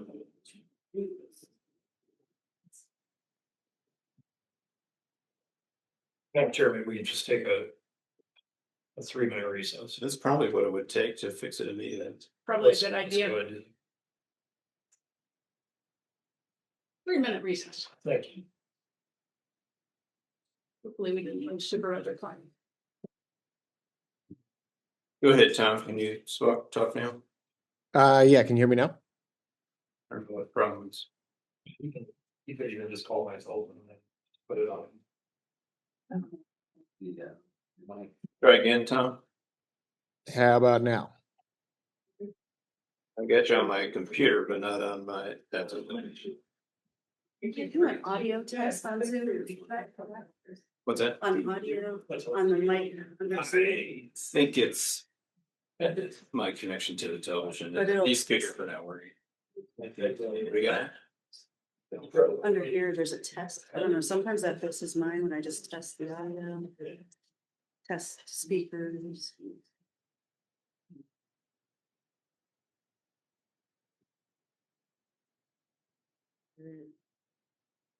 No. All right. Well, we can just try to do it as loud as we can on See what happens. my laptop. Yeah. That was the same thing, John, on the consent agenda. If you want, we pull the. It's not gonna make any better for Andrew. You said, might not want. Oh, good. Yeah, so, yeah, so what I can do is I'll pull that out. And then we just stand, I think that is the administrative what we're saying. That makes sense, yeah. Try again, Tom. How about now? All right, well, I got you on my laptop. We can't get you broadcast to the TV, so. All right, you wanna come back in and then we'll just listen as closely as we can? All right. Apologize. All right, we're gonna give this a go. I'll be as loud as I can without disturbing people in my office. Oh, it's Thank working. you all for this opportunity to provide an update on our broadband project. Before I get into it, I wanted to say one thing about the Wrap at Home. I noticed that they do some work, at home with internet service. I'm sure that that is something that we could collaborate with them. We have digital navigators to help folks who may not be as tech savvy get signed up with internet. And we also do a lot of telehealth, telemedicine, making that available through broadband. So just wanted to say that, and I'll reach out to Rapid Home afterwards and see if there's something we can do there to collaborate. Back in December, we gave an update to our regional project, which Mr. Curry and Ms. Donahue attended. So I have a slide here just overall for the 8-county regional project. Construction is underway in most of the counties, including Rappahannock. We have a network cabinet built and powered in 7 of the 8 counties. We have a number of different middle mile providers. In Rappahannock, we're working with REC on that. In terms of construction, just overall for the project throughout the rest of the year, we plan for very few miles in January and February, and then really ramping up in the second quarter, third quarter, fourth quarter. These averages are a bit above what we need to hit in Rappahannock, and I'll get to that on the next slide. But still on track for the ARPA deadline at the end of the year, assuming no improvement to any pre-construction activities or construction rates or permitting. So still on track there for the overall project and the ARPA deadline. And Rappahannock is coming in a little bit earlier than some of the other counties there. In terms of permitting, we are working with 3 residencies across the project. And a lot of collaboration with the Warrenton office in Rappahannock. We have poll make ready underway with REC. From the way that the network was originally designed to be predominantly aerial, we have now switched it to be predominantly underground, but there's still about 280 plus or minus poles that we want to attach to in Rappahannock County, and that application process is underway with REC. Just across the project, generally, we've minimized all of our rail crossings. If there are any, those agreements are underway as well. And then the last thing up here, permitting, just applicable to all counties we work in. If we come across a road that is not maintained by VDOT, there's no VDOT right away, and we are doing underground construction, there are going to be instances where we need to get a notarized easement from property owners. We're going to start that in the first quarter across the project, first in Augusta, and then a little bit later in Rappahannock. But we'll get to that process and expect to work closely with community leaders. So if we get to a neighborhood and someone has signed up and paid their installation fee, we'll ask them to be a community leader. I'll do a deep dive on that private road process with the county before we kick that off, but I just wanted to note that as an activity in the future. In Rappahannock, we started the marketing process for the first 263 locations in early December. They're in an area that we call Rappahannock 2.5. So it's a fiber service area that is under construction now.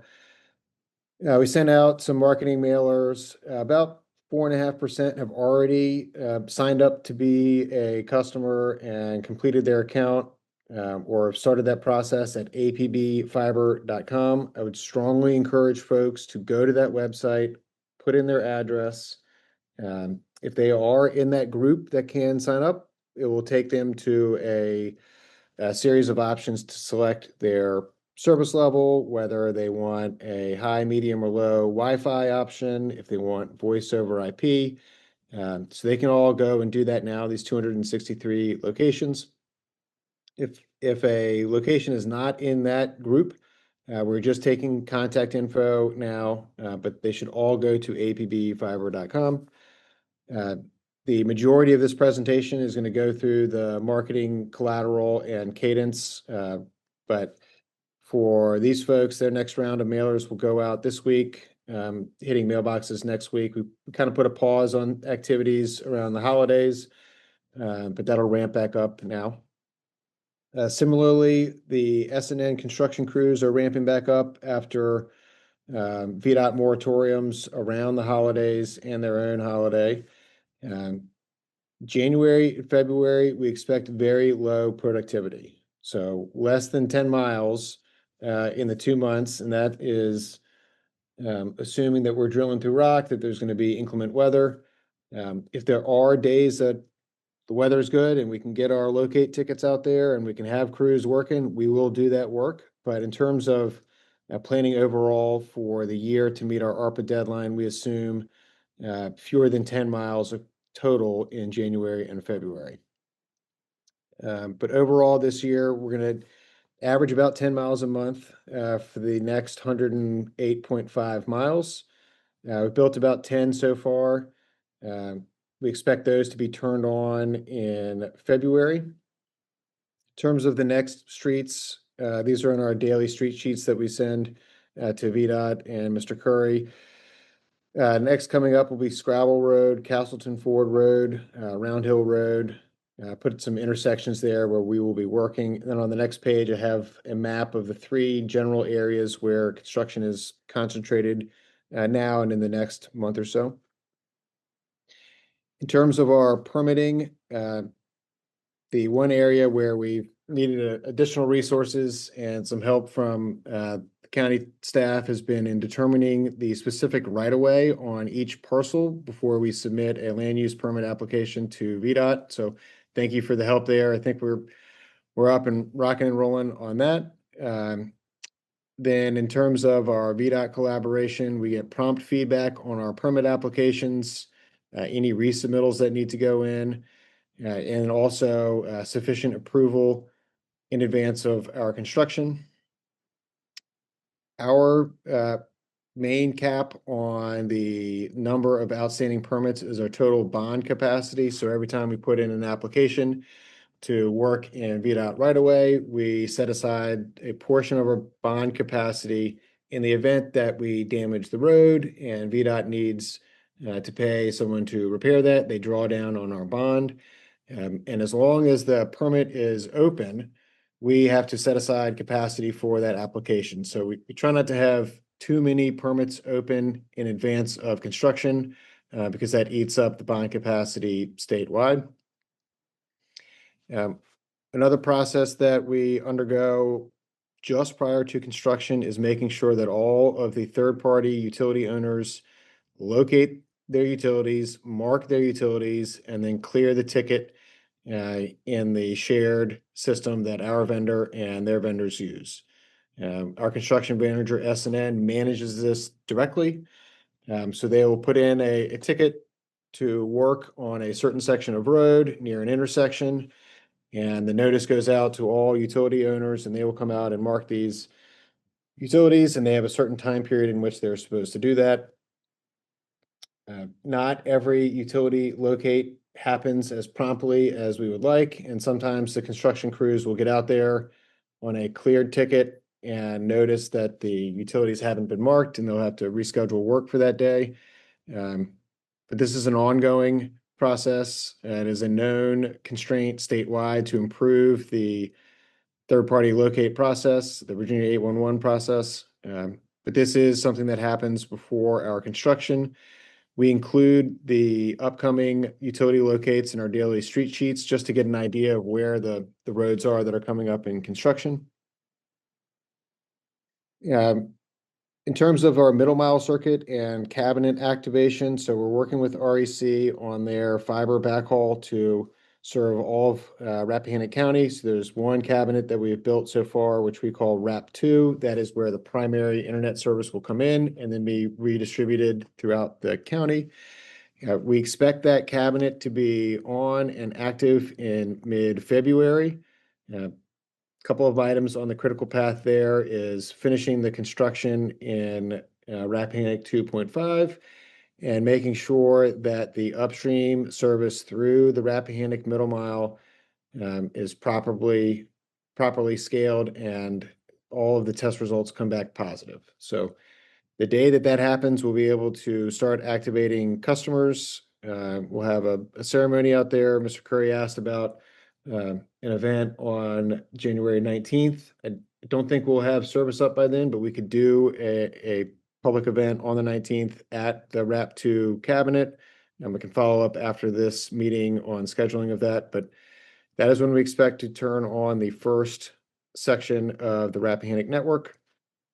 And then on a rolling basis, by fiber distribution area, we'll continue to turn on sections of about 250 locations through the rest of the year.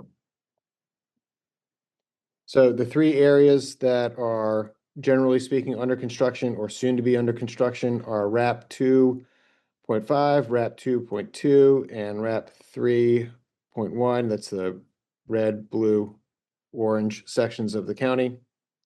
This is generally where construction is going on. Each one of these polygons can be a network service area on its own. And all of the locations that get marketing and tracking their status of being eligible for service happens in these individual polygons. So this is where we're underway right now. And as we get more construction permits approved and in the queue, I'll send the additional polygons where construction is happening or imminent.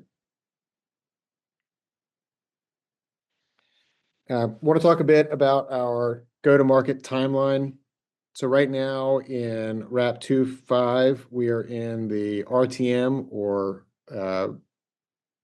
release to marketing phase. So we've started our direct mailings. Folks will start seeing more digital ads, some email campaigns.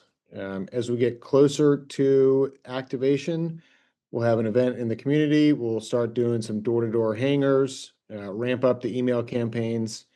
And that'll progress through RTS, which is the release to sales and release to service. And then ongoing afterwards, we'll continue direct mail, continue doing emails, continue some local events. This is the general cadence that we market before and after a customer can be active.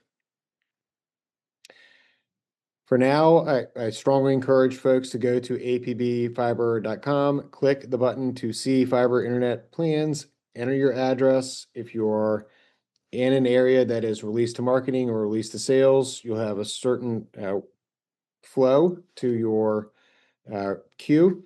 And then if you are in an area that has not been released to marketing, we just collect your contact information for us to email you or call you when you're ready to create your account in your fiber distribution area. So you'll get an activation email. I wanted to point out one thing here. Our referral program, we've changed recently. So the way that it works now, if you sign up and you're in even a marketing phase and you can't actually be installed, you can still get a $150 account credit for yourself and a $150 account credit for someone that you refer. So once you create your account on our website, you'll get a link to a referral program. If that person signs up, then you get a $150 account credit, and so will they. Obviously, the installation has to be complete, but it's a great perk for folks who sign up at apbfiber.com. This will also get you the ability to initiate service tickets. You will receive emails counting down the days and the timing for your installation. That all happens after you create your account on our website. So I have some the marketing collateral during the construction process. We've put out door hangers. We have flyers available, notifying folks to go to apbfiber.com/construction, see the steps that are underway, see what happens when we get to your home to do your drop. There's some helpful videos on that website. We also strongly encourage people to call our 888 number. If there is construction going through their yard, they have a question about a handhole or some conduit or any issue, call us directly. We'll create a ticket for that. We'll track that. We try to be pretty responsive. I know there have been a couple instances where residents have asked to move a vault or a handhole from one side of their property to another, and typically we can accommodate that if we catch it early enough. So I strongly encourage people to call that number if they have a question about the construction process in their yard or in their neighborhood or along their street.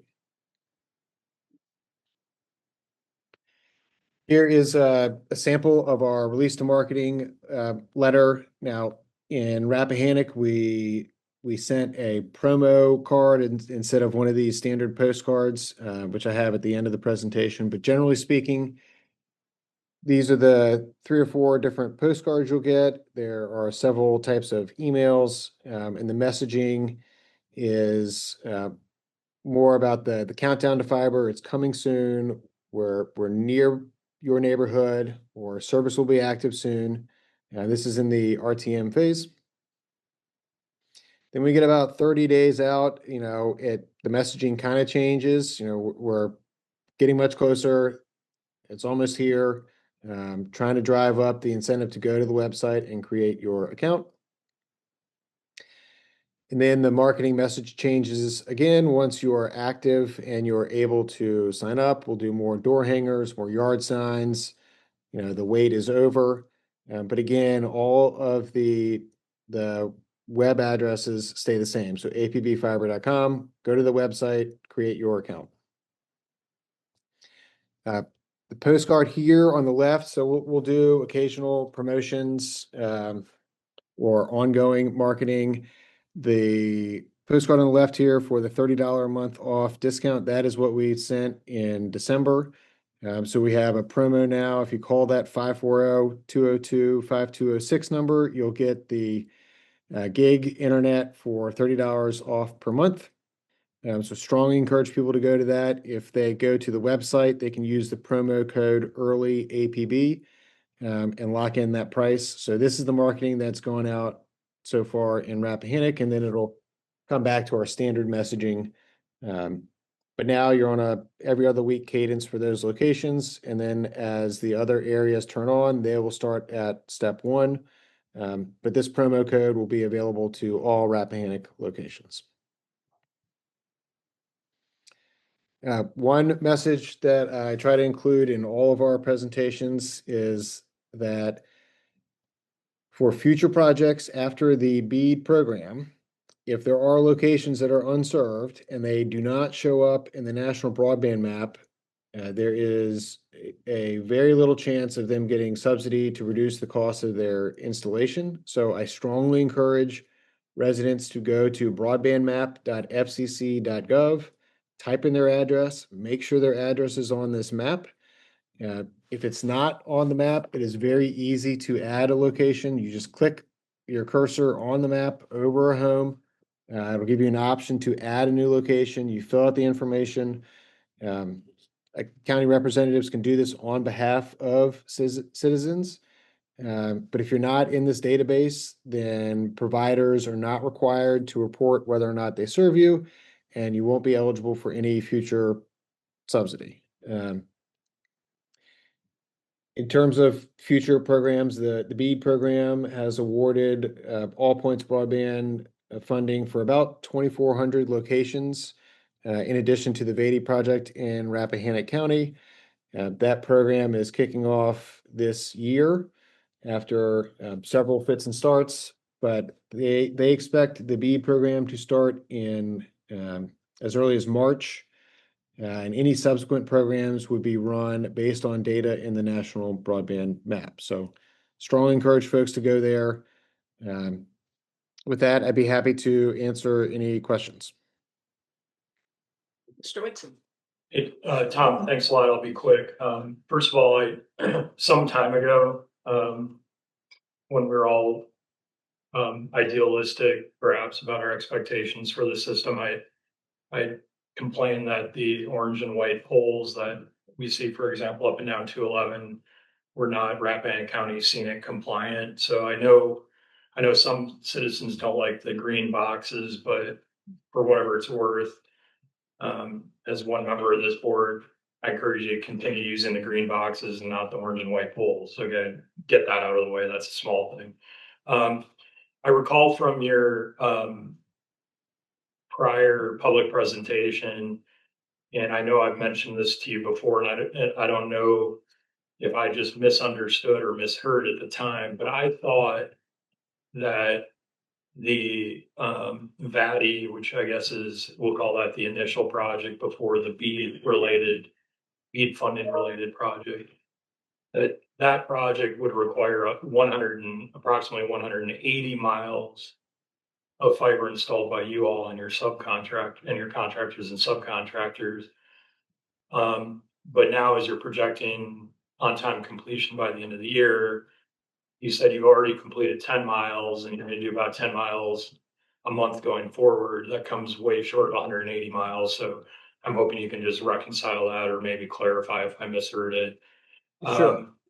On RAP 2, which I understand is the fiber cabinet, or RAP 2 is related to the fiber cabinet down on the Hope Hill area.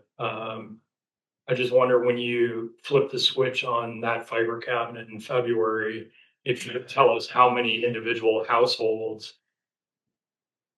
would be immediately able to connect to your network. And then finally, we're seeing on social media in particular a lot of people who, I really get this, because this process is protracted, to say the least. People saying, "Hey, I've got Starlink and it's working for me." I'm potentially one of those people. Obviously, from a business perspective, you all are seeing a little bit of your market share eroding over time as this project drags on. But separate from that, I wanted to give you an opportunity to say to us or to our constituents who already have Starlink and are finding it a workable and reliable solution. What is your message to those customers who might now be questioning whether they need to switch to all points, even when your network is up and running?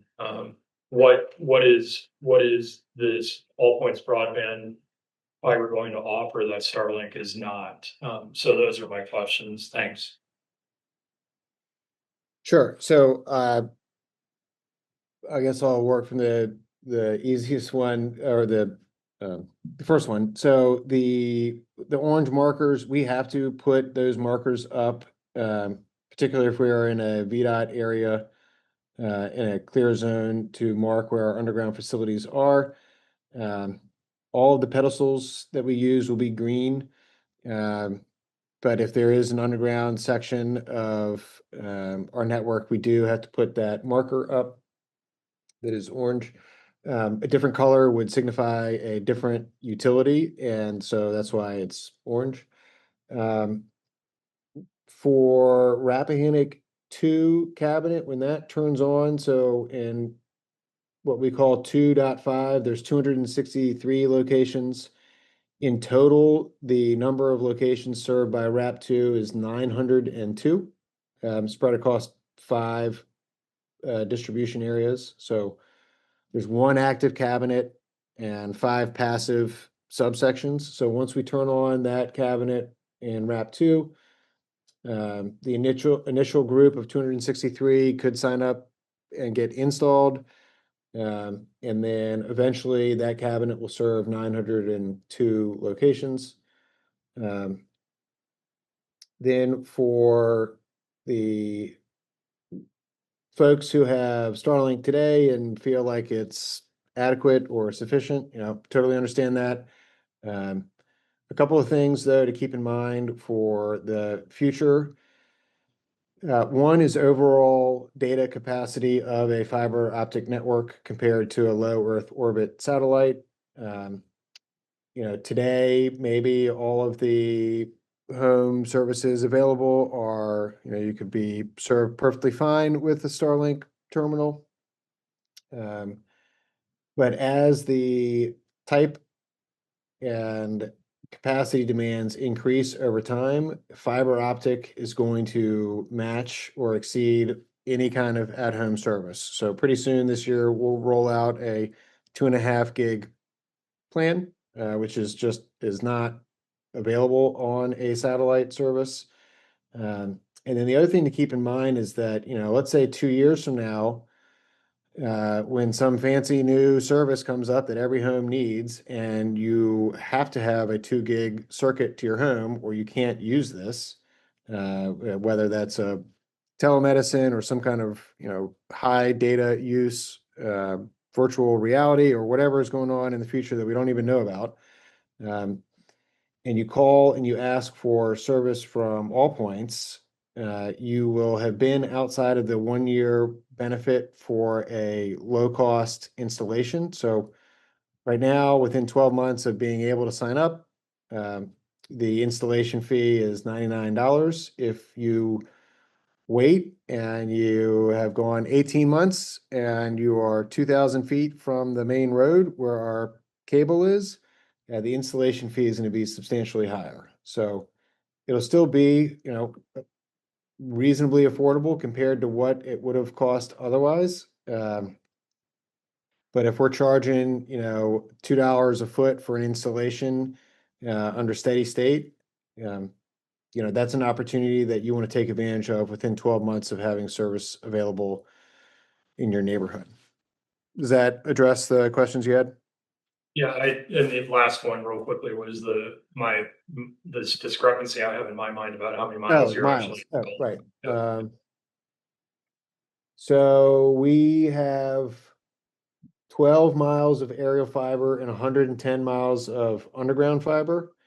And when we had it at more miles, we rescoped the project and shifted some of the locations from the body program to the BEAD program, or we made them BEAD eligible and then applied for funding through the BEAD program. And the way that the construction and reporting works is those are on paper, totally separate projects with different requirements for material sourcing and vendor management. And so the networks, as far as we're concerned and the state is concerned, are different. You know, from a customer experience, they're the exact same, but we rescoped a portion of the Beatty project to be built using BEAD funds and additional match from All Points. So I believe So, that's the it might majority be of slow. 100 miles.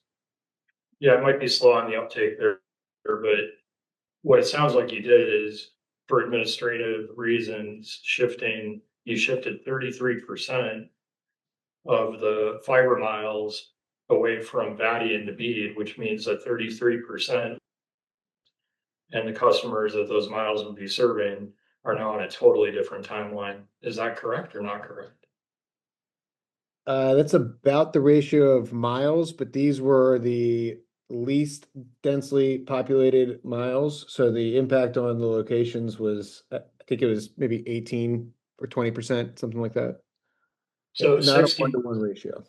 so 60 miles of fiber, and the homes that the 60 miles of fiber would have served by the end of this year are now on a different timeline. What is the expected timeline for those 60 plus or minus miles that have been moved into the BEAD program for completion?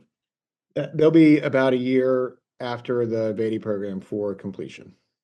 Okay. Yeah, I'm gonna follow up on that because I want to know specifically what got moved out. Ms. Donahue, just a note about our meeting here. I see that Mr. Reinhardt is dialed in to the Zoom call, and so perhaps after our colleagues and you have a chance to find maybe. Yeah, Margaret's on as well, so. Oh, I didn't see that. It's not a called meeting, the broadband authority. I don't think it'd be wise for them to participate. Yeah, but they could speak during public comment about it, I would think. It's a one-way conversation. This probably shouldn't happen close to each other. Gotcha. They're broadband authority members, but they're joining. If they speak during public comment as citizens. Yeah, it's close, but yeah. So when we get into public comment. Okay. Yeah. Good point. Ms. Comer? Thank you for the update. I just wanted to repeat, I think I heard you say you are on track to complete less than 60 miles. Mr. Whitson just referenced this project by the end of the ARPA deadline. Did I understand you correctly? There are about 110 miles left in the project that we're going to finish before the ARPA deadline, which is December 31st, 2026. The other 60 miles, plus or minus, are part of the BEAD program, which is yet another acronym for a broadband program that started several years ago and has now been approved by the federal agency in charge of distributing the funds and is managed by the state broadband office. And we expect that to be done by the end of 2027. So 1 year after the ARPA deadline. Okay. I just wanted to hear you repeat that. That's all. Thank you. Yeah. Mr. Suttle? Good. Good. Mr. General? Comments. Tom, it's Debbie. I've just got 3 questions for you. One is the timeline is never been exactly clear by location. And I know it's probably not possible to get an address and say this address is going to be lit by this date. But as supervisors of a small community, which is what I mentioned at the meeting, it would be nice for us to know when work is happening in our district. A citizen has a concern or reaches out to us, we can at least know ahead of time that this is what is happening. And I think we've asked for timelines. I know Mr. Curry's asked for timelines, and I don't know exactly what he is getting from you. But I have to believe every other business can give timelines. Is this something we can do at least at the district level for the supervisors? Great question. Sure, we can do that. It may be helpful, maybe I'll follow up with Gary about that and a way to map the districts and overlay it with our distribution areas.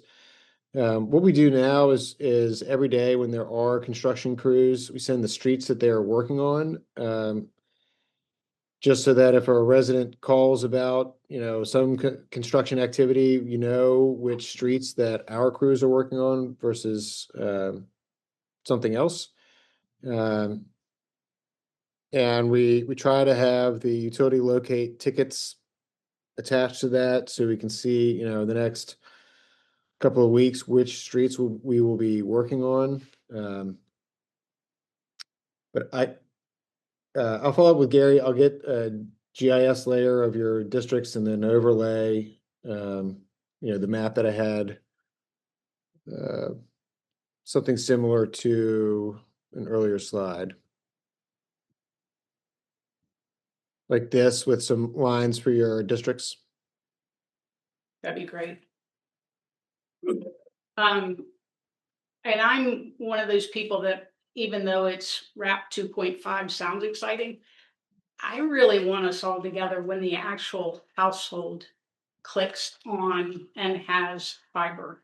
I'm not excited about the box pictures. I'm one of 5, but everybody in this county wants somebody to be able to boot up and have all points broadband come across the screen. So that's really what I'm looking for. And I don't know if you've got in your timeline where you expect truly to have that first household light up, but I'd love to know that. It would be very shortly after we turn on that cabinet. Awesome. I think that one's more Either exciting to that me. day or by the end of that week. Okay. And we talked about the connection fee not being charged until it is truly 90 days out before they're gonna turn on their computer to all points broadband. They should not receive a charge until we actually do the installation at their home. But we do collect their credit card information as part of the account creation process because we need a payment method on file, but they should not get a bill or an invoice until we do the actual installation at their home. Wonderful. Last question, and I have to believe the answer is yes. Are there private roads in Rappahannock County, and how is that gonna work? I believe you're right when you say yes, that there are private roads. So the way that it is going to work is that if there are, let's say there's a private road and there's a community with 10 homes, and they're all project locations, and 4 of them have signed up and they are in the release to sales phase, which means 4 out of the 10 have created their account. And if they weren't on this private road, we would go down and do their installation. 4 out of 10 have signed up. We create a easement that is distributed to the homes along the path. So let's say if we want to build along the east side of the road, we would have an easement package for each of the parcel owners on the east side of the road. And we would go out and ask them to review and sign this easement. Hopefully one of the 4 people, at least who have signed up, volunteer to be a community neighbor. And we would go out and knock some doors with them, send them an email with all of the attachments if they want to send it to their neighbor. We would provide notary service, either remote online notary or in-person notary, or have them go to a local bank and they can get it notarized. Um, More often than not, everybody will sign the easement. Sometimes there are folks who just don't want to sign the easement regardless if someone further along down the road needs our service. In that case, we would revise the route path, cross the road to another neighbor who would be willing to sign an easement, and then continue on our way. But once we have sufficient easements on hand that are all signed, we would record those, and then we would deploy a construction crew to go out and do the installation along the side of the road within the new easement. For the 4 people who had signed up, we would do their drop. So that's the portion from the side of the road to the outside of their home. We do that all at the same time. And then it would be up to them to schedule their in-home installation at a time slot that is convenient for them. But all the outside portion we try to do along the same time as we're doing the mainline construction. And then for the 6 out of 10 people who hadn't signed up when we did the first construction run, they would continue to receive marketing. You know, the neighbors could sign them up as referrals, but we would need at least 30% of the homes in a community to sign up. And once they cross that threshold, we start the easement collection process. We've had a couple of hiccups in the past where, you know, someone at the intersection just refuses to respond or doesn't want to sign an easement. But we can usually find a way around that. It just takes a little bit more time. Thank you. I appreciate that. Mr. Curry, do you? No? Oh, good. All right. And I believe you mentioned you had contacted or asked Hanover about that because we are in the thick of the process of private roads with Hanover County. You're welcome to contact them and ask them from a county perspective. You know, how is it going? How can you be prepared? They may offer a perspective that is different than mine, but we're in that process right now with Hanover County. So if you want to reach out to them and ask for their perspective, that may be helpful. It's actually where the questions came from. But thank you. So, Tom, if there isn't a problem, is it possible to go to REC lines and easement for a bridge into an area? Yes. So if there are constrictions on our path, like a bridge or, you know, river crossing or a main road crossing or highway or something, we do try to work with other utility providers to either use their easement or use their infrastructure to avoid going through the process of getting a new easement or a new, in particular, bridge crossing, which takes a long time. So if there are instances like that, we do try to rely on our infrastructure partners. All right. Anybody else? Oh, sorry, go ahead. No, I've already talked. You guys. I'm still learning here, but Tom, quick question. So using your example, we have a private road, and we have 10 residents on that, along that, down that road. The 4 in the back want to participate and the other 6 do not. And so you're saying the potential is to go overhead to get back to that location?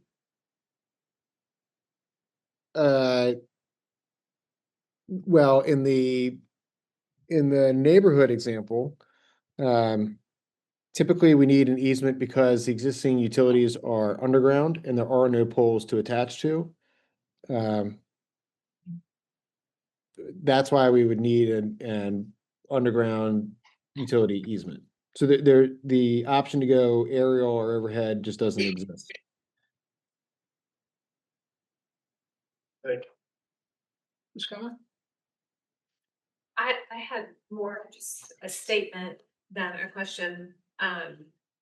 Just, it would be interesting to talk to Hanover County at the end of this month, given the conversation you had with them in November, because then see how the project has progressed just from November to Yeah, now. I'm happy to do that. Yeah.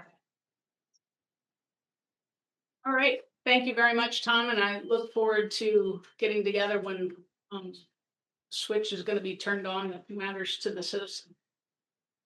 Thank you. I look forward to that day as well. Thank you. Madam Chair, I wonder, could we take just like a 5-minute recess? Yes, I think so. And then we're gonna go into public comment. Thank you. The afternoon took longer. I apologize. Thanks. Thank you, everyone. We are back and about ready to go into public comments. Great. Anyone wishing to speak will have 3 minutes. If you get, you're recognized, come up, give us your name and your district. And, we'll have our little clock. And, who's first?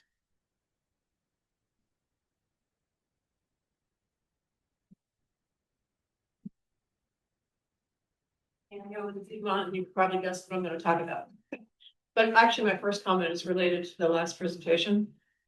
If Mr. Curry could inquire, I've been told by some people that the construction process, at least in the Castleton area for the broadband, is sucking lots of water out of small streams. So if you could follow up on that, that would be great. I don't live in that, so this is kind of hearsay. So I do want to catch everybody up on where we are in doing the pre-tax filing. There's a couple of things. We have started training volunteers and so forth. There, of course, will be IRS certified plus additional training. However, we are still awaiting clear guidance from the IRS on certain topics. Some of the new things like taxable tips and overtime and some other things, but we'll have that done. We will start actually filing returns the first Saturday in February. So sharing this with your constituents so they don't go and pay somebody $100, $200, $300 to do a relatively simple return would be great.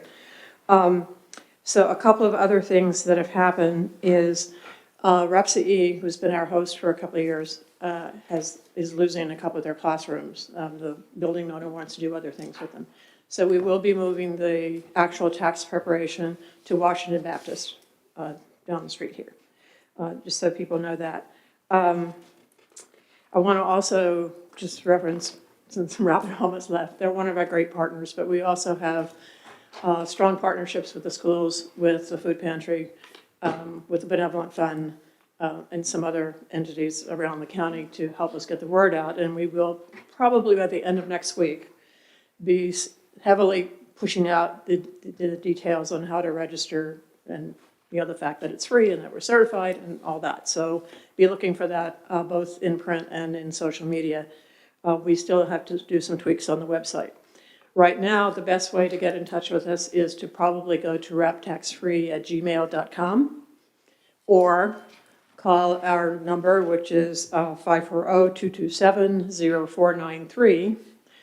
You can still go to the website, which is raptaxfree.org, but some of the information on that has not yet been updated.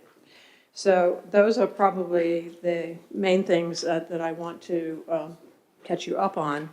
I do want to emphasize this year, because there is so much financial stress and strain and uncertainty in the economy, we are very concerned that as soon as people get their W-2s or whatever, or sometimes they'll just use their last paycheck, they'll go to, shall we say, less than careful paid preparers and try to get a return in. We don't have a formal date yet for when the IRS will be receiving returns. Typically it happens maybe the last week of the month. It could be a little bit earlier. But if people go that route, they will end up losing part of their refunds because they will be paying to have their return. One of the confusions that people often have. I'm very sorry, but 3 minutes is 3 minutes. Really? That went fast. Yes, ma'am, it's fast. Okay. I'll be Thank happy you. to answer questions anytime. Thank you. Thanks. And that was raptaxfree@gmail.com for questions. Yes. Okay. Or to register, we'll set up your appointments. Thank you. Thanks a lot.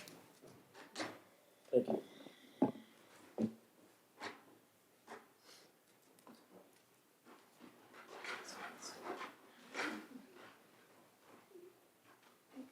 Hi, Sheila Gressinger, Hampton District.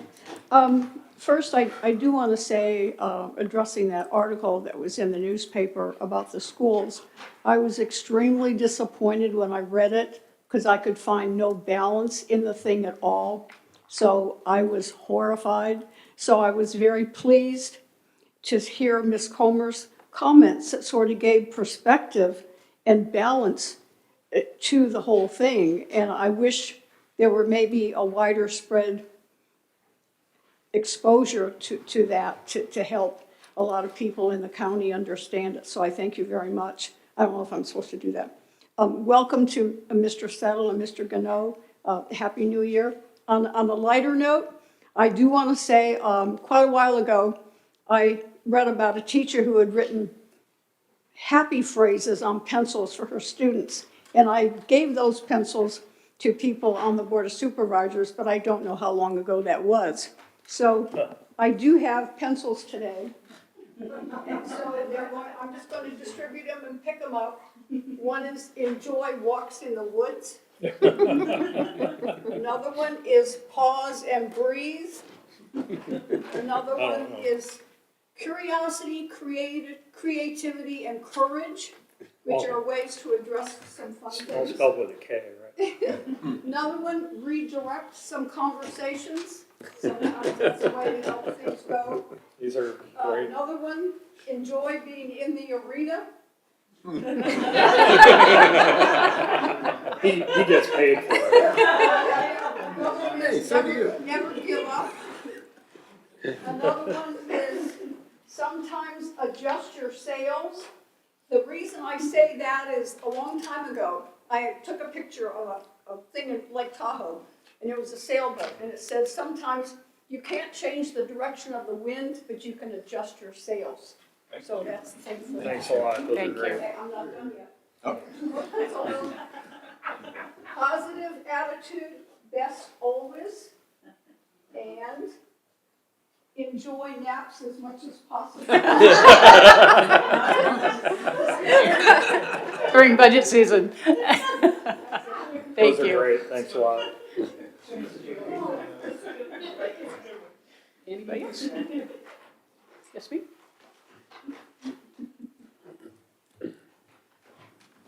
Hi, Gail Crooks, Director of Social Services. I just wanted to, in a public forum, say thank you to the community. In case you missed our Facebook post, we had 137 children who were served through our Holiday Angel Tree program.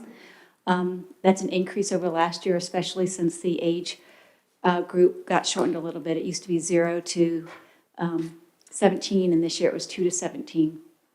And so that was in 63 different families. And every single child was sponsored before the deadline. We were not scrambling at the end to get sponsors. We were just scrambling at the end to make sure all the gifts got out to the families. So I just want to thank the entire community for really stepping up and helping us serve those families and those 137 children. Thank you. Thank you.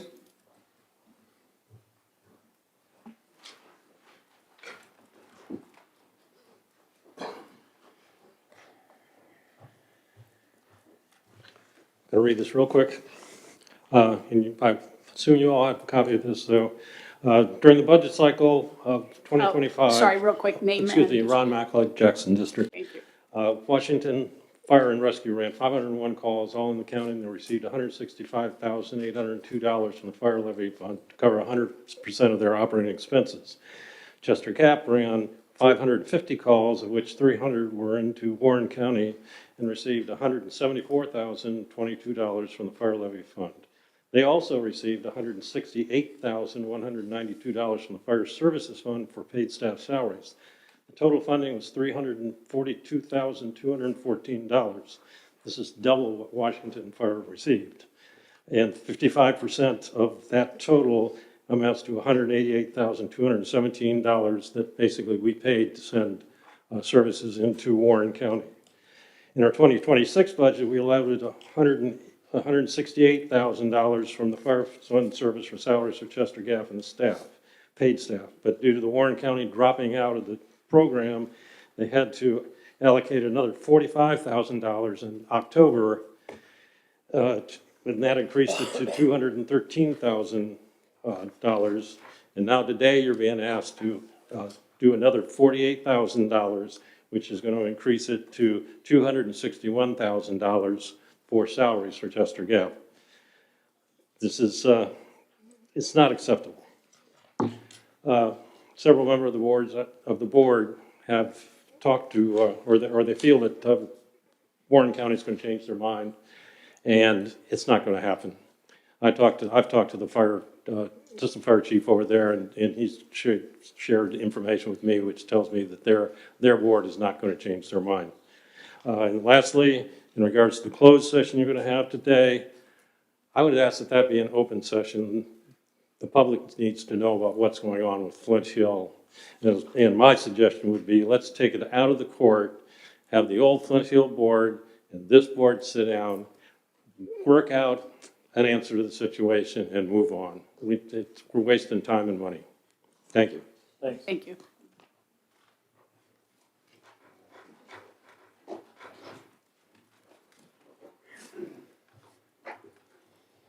Happy New Year. I'm Kevin Williams, Wakefield District. I'm also president of Chester Gap Fire Department. I just wanted to speak to, I need to put this out there so the community hears it because they're hearing stuff from other avenues, but I want them to hear it directly from the fire department. Chester Gap is strictly all volunteers that are basically trying to provide a service. Everybody knows the story where COVID came in and all that. We, all the officers there, are volunteers. The majority of us live in Rappahannock County. We pay our taxes in Rappahannock County.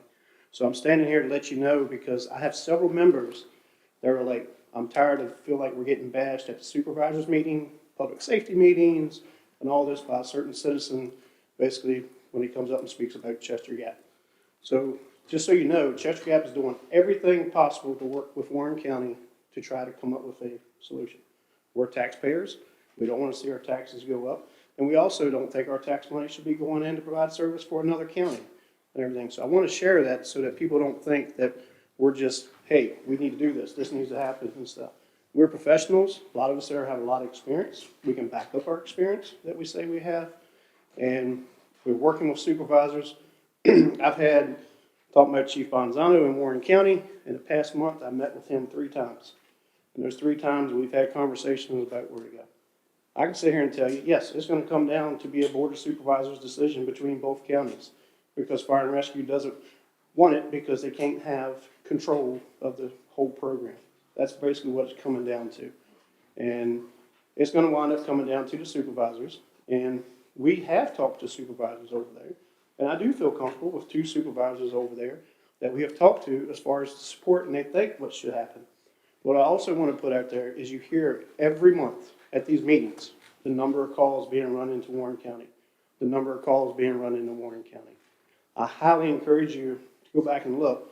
Chester Gap is not the only fire department running into another county. And if you start looking at the numbers, you're going to see the numbers are probably getting somewhat close. And since this came up in October, we have not ran that many calls over there as we were doing because we put certain limitations in place on them. Thank you. Thanks. Thank you. Well said.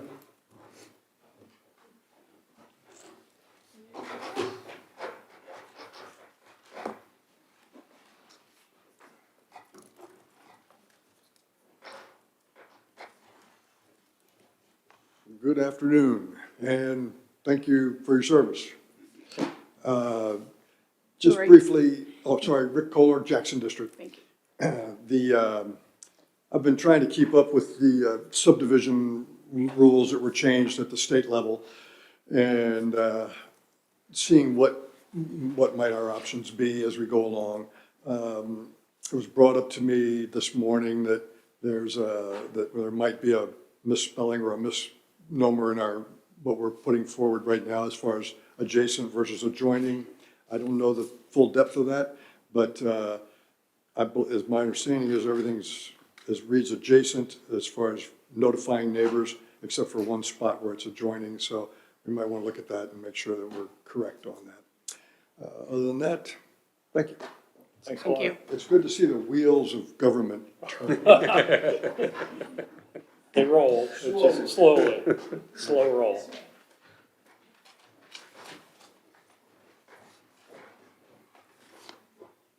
Anita Ramos, Hampton District. Good afternoon and welcome to the crowd. Boy, you guys have picked a day to start, haven't you? I will echo some things today. First of all, the Chester Gap situation and the Flint Hills situation for fire rescue. it needs to get settled ASAP. And it's, both of them are a lot of money and a lot of time, and let's get it over with. And it's gonna end up being in your lap, so I just know that. Number two, I also heard about the thing about the subdivision law and did my own looking up. The word adjoining means next to and implies touching, and adjacent means being in close proximity. And that's the kind of thing that meets the meaning of what we want. My childhood, some of it was spent in a courtroom in Fairfax County listening to the planning people arguing with my neighbors and a landowner about a piece of property at the end of my street, because we were a dead-end street, and the guy that owned that piece of property wanted to put up an apartment building, and it was zoned for half-acre lots. They finally decided, after years and years of going back and forth to the planning people, because this guy kept coming up with more ideas, it finally ended up getting a school put there, and that's probably the best thing that ever happened. But it wasn't until I was 17 years old that we had that. So I spent a lot of my childhood underneath seats like this, taking a nap. And we didn't have carpeting in those courtrooms, so I'd be crawling underneath trying to sleep while my parents came up before the planning commission. So long history. So anyway, I'd like to have that fixed, because I want the whole community to know if there's going to be something happening that might end up being subdivision, not just the 2 neighbors next door or the 5 neighbors next door. Last of all, I do this every year. I do this in memory of my husband, who came to these meetings long before I did. And also for my father, because both my husband and my father put in more than 50 years worth of time at the Department of Defense at the Pentagon. And I grew up with lots of military kids, lots of State Department kids, and I knew in my life in Fairfax, I've known so many people that work for our government, have been. Ms. Ramos, yeah. wrap it up really quickly, please. I just want anybody who's been involved in our government in any way to stand up and to thank you. Yeah, and the government. We're involved. Well, somewhere there's somebody, but anyway, thank you very much. Thank you. Anybody else in the courtroom? All right, we do have some folks on Zoom. Anyone wishing to speak during public comment, just a reminder, it's a 3-minute talk time, and raise your Zoom hand to be recognized.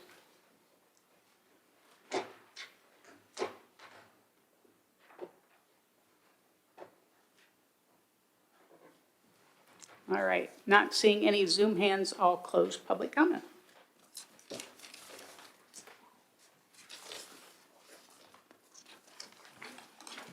All right, we're in the consent agenda. Yeah, so I have, I'd like to pull item number 5 out for some discussion, please. And Madam Chair, I'd like to pull the meeting minutes, the draft meeting minutes from the agenda for administrative reasons. Right, anything else being pulled out of consent agenda? All right, if we can have a motion to approve what is still in it? Madam Chair, I'll put forward a motion that we adopt the consent agenda with the exception of the item involving meeting minute approval, and also item 5, consistent with Ms. Comer's statement. I'll second it. We have a motion and a second. Any discussion?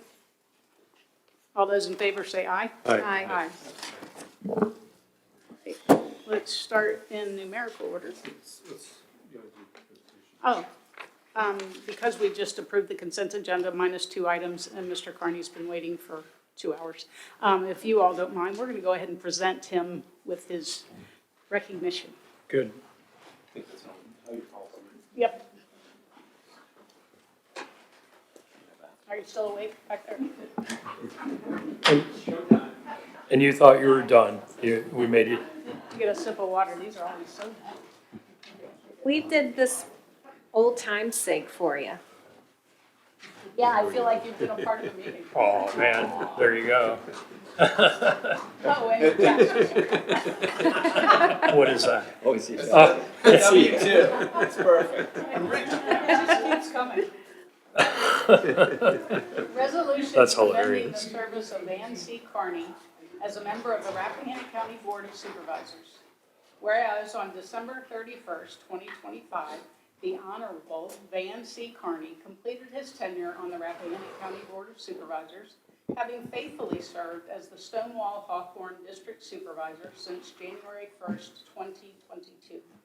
And whereas during his tenure, Mr. Carney provided leadership through his service on numerous boards, committees, and commissions, including the Rappahannock County Recreational Facilities Authority, the RSW Regional Jail Authority, and the Fire Levy Board. And whereas Mr. Carney became known as a tireless advocate for his constituents in the Stonewall Hawthorne District, bringing intellectual curiosity and sharp research acumen to wide-ranging issues affecting the quality of life for all county residents. And whereas Mr. Carney discharged his duties with integrity, compassion, and a commitment to fiscal responsibility, championing First Amendment rights to ensure that varied perspectives were considered and that the best interest of the citizens remained paramount. Now, therefore, be it resolved that the Rappahannock County Board of Supervisors hereby extends its sincerest appreciation and gratitude to the Honorable Van C. Carney for his 4 years of devoted service to the county and wishes him immense success and happiness in all his future endeavors. Be it further resolved that this resolution be spread across the minutes of Rappahannock County Board of Supervisors so all citizens may reflect upon the service and accomplishments of this dedicated public servant. Adopted this 5th day of January 2026. Here, here.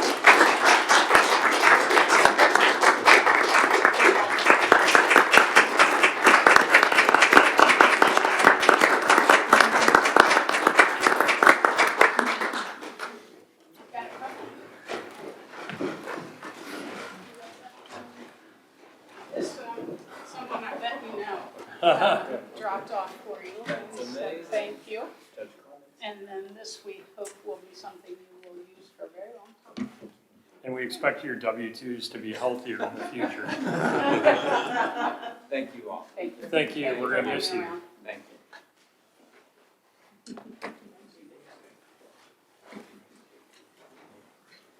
Thank you, everyone. If I could indulge the board to perhaps amend the agenda to move the courthouse project up, so Andrew has a hard stop at 5. Sure. And then just recognize we got to come back to the Yes. consent Yes. agenda items. All right, so we'll put that on hold and go to Andrew. Andrew, thank you so much for, Can we just amend the agenda to oh, do that? we need a motion to amend the agenda. Yeah, I'll put forward that motion and I'll leave the details to Mr. Curry on what gets moved where. You're and how. amending the agenda to move the courthouse project continued discussion item to the current point in the agenda. Is that what I heard? Yes, that's what I meant. Do you have a second? Second. All those in favor say aye. Aye. Aye. Okay, thank you. All right, Andrew, can we hear you today? I hope so. Can you hear me? Yes. He could have just stayed quiet and made you really panic. Yeah. Thank you for being here. I'm happy to do it. Do you want me to just kick off? Yes, please. Okay. Well, I appreciate the board meeting this afternoon and for also moving up the agenda. I have a appointment in Goodson Courthouse. No. My daughter unfortunately was in an accident at Duke County School, so court ordered activities there. So appreciate your indulgence in moving up. So just a brief update on where we are with the courthouse project. At the board's direction, Mr. Curry extended an opportunity for us to submit a proposal for doing additional study on the courthouse in its current site, specifically to look at an alternate massing approach where we would invert the floor plan and basically put the courtrooms on a lower level and the clerks on an upper level, and thereby having that lower level partially below ground and conceivably reducing the overall massing relative to the grade. We're also tasked with looking at an optional front facade that would be more austere and may result in some cost savings. And then finally, as part of the study, we are tasked with providing updated cost analysis so that so the board can get a comparison between the previous study and the revised concept. We received our amended contract on December 12th, and we proposed a 8-week schedule for the study. So we're roughly 3 weeks into that 8-week schedule, recognizing that that first 3 weeks also included the Christmas and New Year's holidays. So the majority of our work, frankly, will be during this coming month, as opposed to prior to the holidays. So we started the work of rearranging the courthouse program into 2 stories. So that was underway. We have a kind of a first draft of that. We're reviewing that internally, and we anticipate sharing some of that with Gary next week, and getting some initial feedback. We think that if these goes according to plan and they're able to get a workable concept that's acceptable to the county, as well as arranging for the timely cost estimating exercise, we should be able to present a revised concept starting early February, perhaps coinciding with your regular scheduled meeting or a fall meeting, whatever is the best route for us to do that. And we intend to come up and make an in-person presentation for that. So that's sort of the status of our amended contract, and we're anxious to see how the board will proceed. We will wait for the board's direction and act accordingly. I also want to just remind the board that our original contract does include a public engagement milestone that we have not yet engaged. So there's some discussion about us having an open house with Q&A possibilities, and then this kind of intervening massing approach study was put in place instead. But we anticipate there still could be a public engagement when we do something. So happy to answer any questions if there are any. Any questions?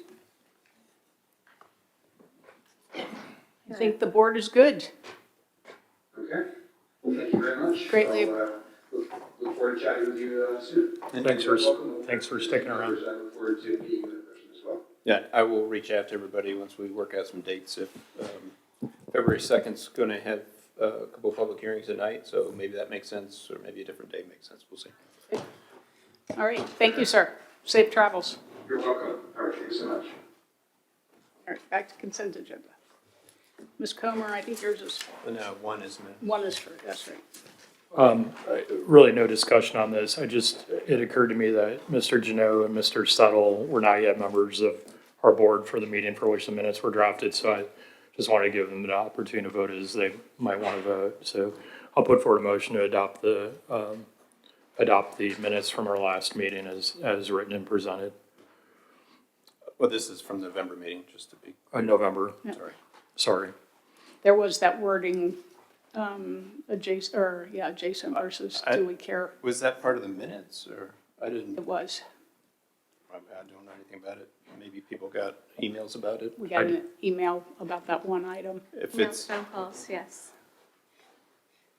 Do you want to Do you need a update that second? in your motion?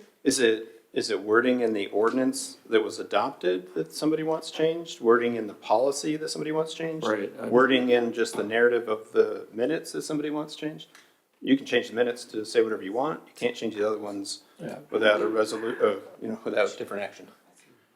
Yeah, I'm not in a position to comment on that, and I'll withdraw my motion. So. Okay. It said, the email I received says page 12B chart and 4 regarding the subdivision notification policy. Okay. Our previous county ordinance required notice to be mailed to adjacent property owners. The chart for application type notes adjacent landowners. 4 states notice to adjacent landowners, staff will send a letter to the owner of record for each adjoining parcel owner. So if we want to change adjoining to adjacent, this would be the time to do it. I disagree. The That's- minutes that's- reflect what happened in the policy and the That's policy correct. that was adopted. If the board wants to change the policy, The that's certainly on policy, the it's table. not a change of the minutes. Okay. The minutes reflect the policy, so I'll put forward a motion that we adopt the minutes as they're drafted. And with the note that we can revisit the separate question in the policy later. Second. We have a motion and a second. Any further discussion? Oh, oops. I'll abstain from voting. Okay. Abstain. Okay. All the rest of us in favor? Aye. Aye. Any opposed? Thank you. All right, Ms. Comer? Okay, so number 5 is the Venture Central Food and Beverage Business Growth Network funding decision. And that is basically a commitment of $6,000 over the course of 2 years to a Go Virginia grant opportunity. As I recall, that presentation and the overall comments from those of us on the board, we weren't overly excited about that grant. I know that I was not, so I just did not want to approve that under consent agenda. Just for everyone's awareness, and again, I know some people cringe whenever I say elsewhere, but elsewhere, in some place much larger than Rappahannock County, has committed $20,000 over the course of 2 years. I did the population math, and it works out to something like 13 cents per person. So if per resident. So if I were to compare that, I really don't want to give the $6,000, period. But if we wanted to play nice, 13 cents times 7,400 people is not $3,000.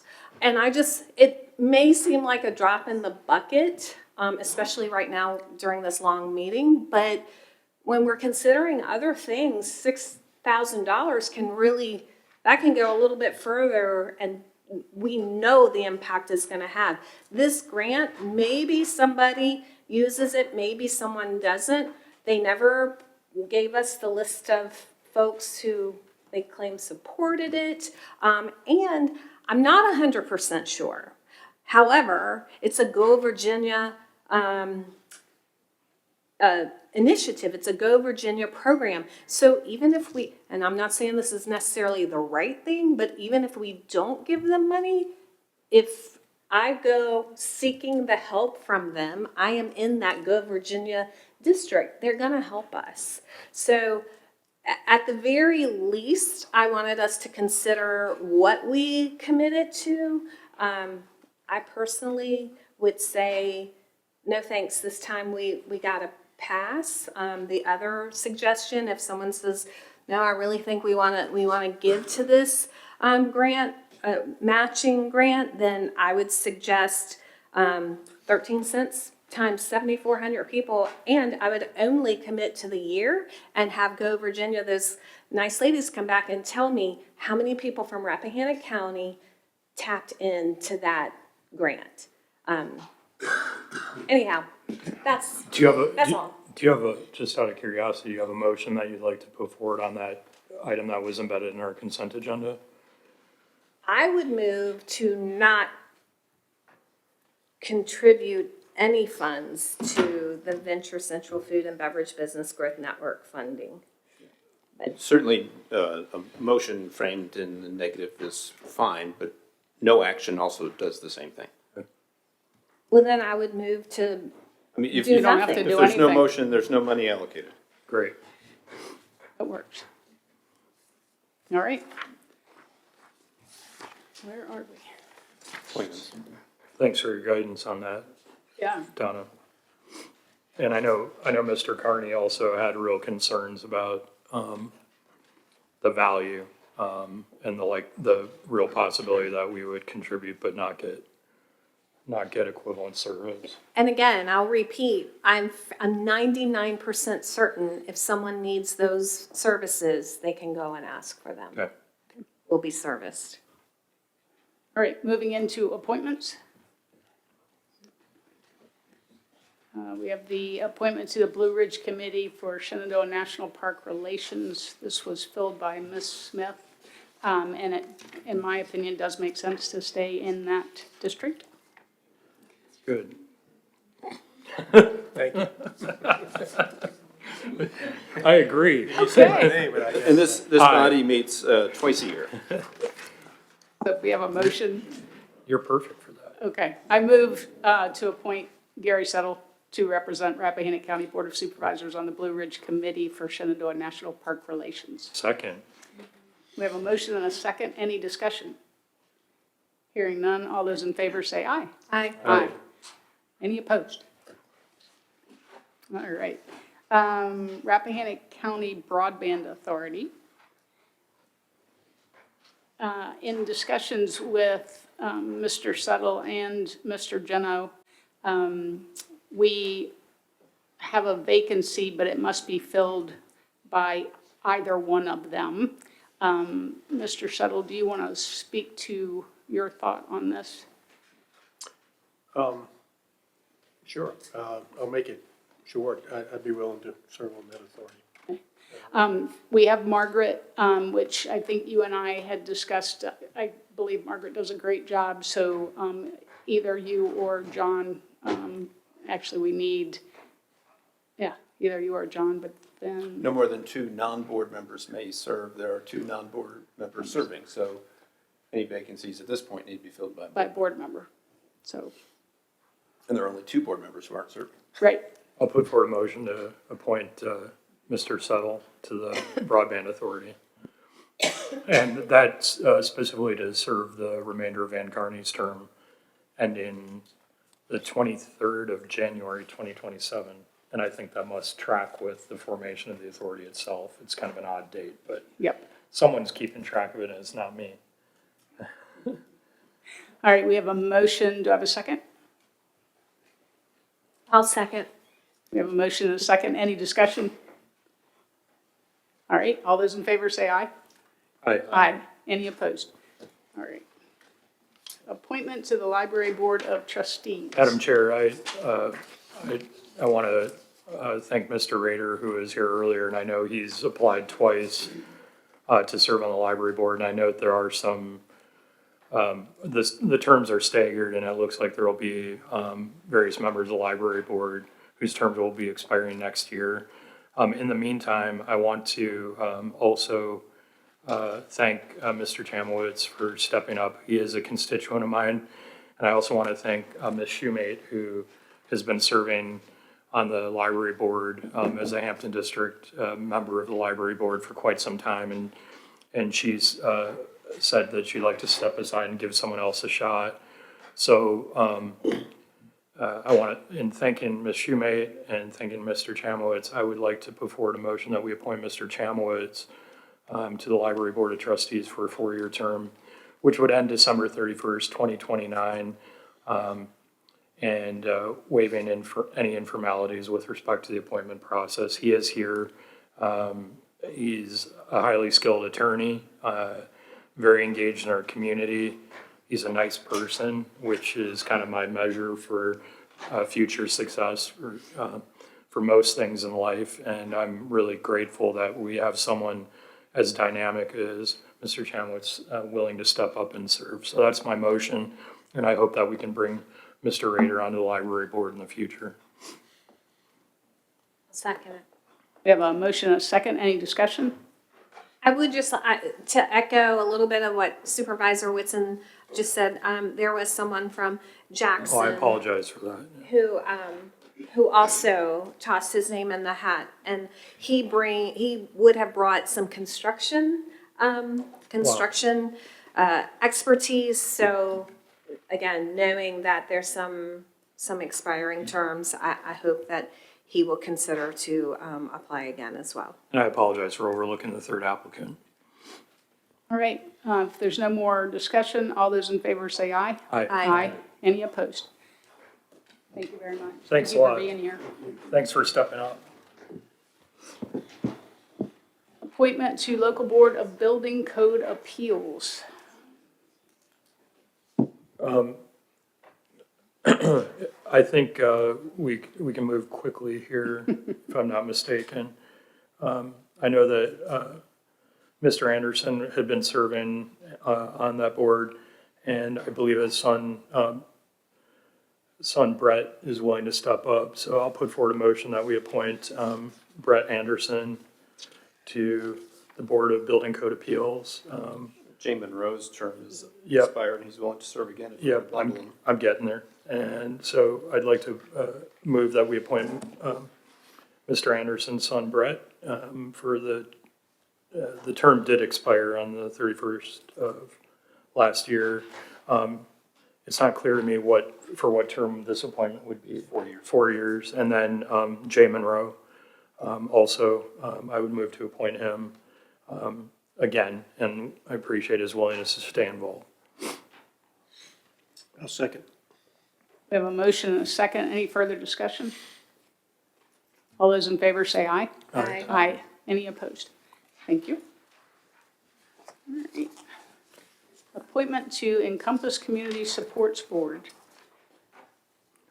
Madam Chair, I'll put forward a motion to appoint Ms. Krebser to the Encompass Community Supports Board, representing Rappahannock County to fill a term that will end January 1st, 2028, waiving any informalities with the appointment process. A second. Okay, we've got a motion and a second. I just want to thank Fran. She steps up and continues she's to great. support the county, so I really appreciate it. Yep. All those in favor say aye. Aye. Aye. Any opposed? Thank you. Appointment to Rappahannock County Community Policy and Management Team, CPMT, and this is for the vacancy on the private provider rep. Correct. Yes, Gail identified a provider who's willing to serve, and providers typically provide great input during CPMT meetings.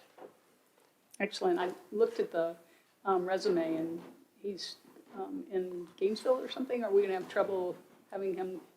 No, I mean, he's with you for tomorrow, and so he's already very well with the community, particularly through the schools, which is how I started to train him up. He also attends the Rappahannock Roundtable for behavioral health, so he's very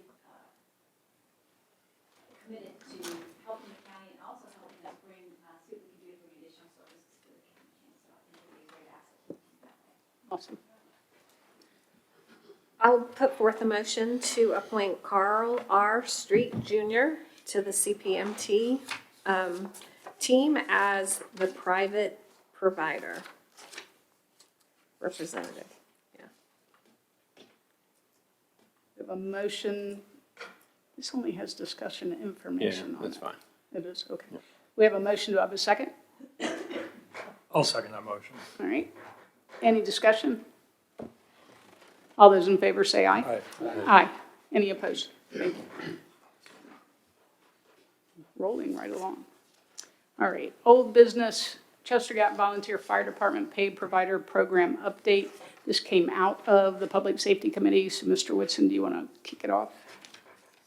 Sure. At our last public safety meeting, we had, I would say, a lengthy and thoughtful discussion about the fact that we had extended funding of the paid program at Company 9 Chester Gap through December 31st of 2025 with the anticipation of a newly constituted Board of Supervisors in Warren County. And I think it occurred to all of us, perhaps a little too late, that extending Rappahannock County's support for the portion that Warren County's prior board was not going to fund, ending it on December 31st didn't really give us an opportunity to see ultimately, once the new board in Warren County was seated, whether or not there would be renewed support from that board and the new board in Warren County to put funds back into the paid program in Chester Gap. So with that, the Public Safety Committee recommended with Chief Bradley abstaining that we extend funding of the paid program at Chester Gap through March 31st. Oh, it's April, you're right. Through April 6th, which would be, I believe, the date of our April board meeting, right? So a little bit more than 3 months. And the idea there is, I think, twofold. Number one, and we heard public comment today from Kevin Williams, who's president of Company 9, that, there's some indication that we might be able to work something out with Warren County. So it's to buy a little bit of time and recognizing, though, that this is a burden on taxpayers. Nevertheless, we set the April 6th extension in place from a Public Safety Committee perspective so that, one, we can see or we can at least get a sense of the sentiments from the newly constituted board in Warren County. And then second, and I think this is critically important for everyone to hear, second, concurrently with understanding whether we're going to get support from Warren County for the paid program going forward, we need some time to figure out what the plan will be operationally for Company 9 vis-a-vis the entire Rappahannock County system going forward should the Warren County Board not renew its support of the paid provider program at Chester Gap. So the extension, although the funding extension, although not ideal, I think is prudent given that we're still in a position of hopefully learning soon what Warren County's intentions will be with the new board members there. One thing I would like to say is while the vote from the Public Safety Committee suggested an extension until April 6th, it occurs to me that we might learn sooner rather than later where Warren County is headed in terms of their support for or withdrawal of support for the paid program. And so as we talk about this today, I hope we, on behalf of our own taxpayers, will think through if perhaps a slightly reduced extension might be more prudent. But I just offer that for the board's consideration and discussion as we work through this. Thank you. I think everybody knows how hard Chester Gap has worked since COVID to continue supporting the citizens in Rappahannock and in Warren County. And if you've been up to Chester Gap, you know it's impossible not to be in both. At one time or another, you're probably in one of the other counties, depending on which side of the road you're on. So to expect them to not travel to a residence that dials 911 because they happen to be in another county. No chief that has been doing this as long as Chief Brown would ever say no to that neighbor. It's just not going to happen. The difference is it's paid providers, and I do understand that, but I can tell you that Chester Gap throws in $80,000 of their own earnings through donations or the EMS cost recovery to keep that program going. So it's not like they're sitting there just with a handout saying, please help. I do believe a conversation will happen. I'm very hopeful that it'll happen before the public safety meeting on January 12th, but I can't promise that just yet. That's the schedule's in the works. But in my mind, this is time to give emergency services and the fire chiefs and everyone else that needs to be engaged time to figure out what happens if they don't continue to have an EMS license. Whether it happens this year or 3 years down the road, we still need a plan, and we don't have one. And I think the county has got to step up and determine what that is going to be, and they can't do that in a month. I hope you can do it in 2 months.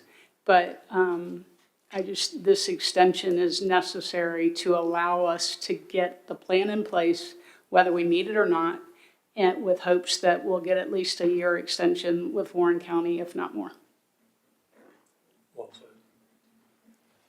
When is Warren County's next meeting? They are meeting on the 8th, I believe. Okay. Yeah, I can't say it any better than you did just now, Ms. Donahue. So, go ahead, Mr. Settle.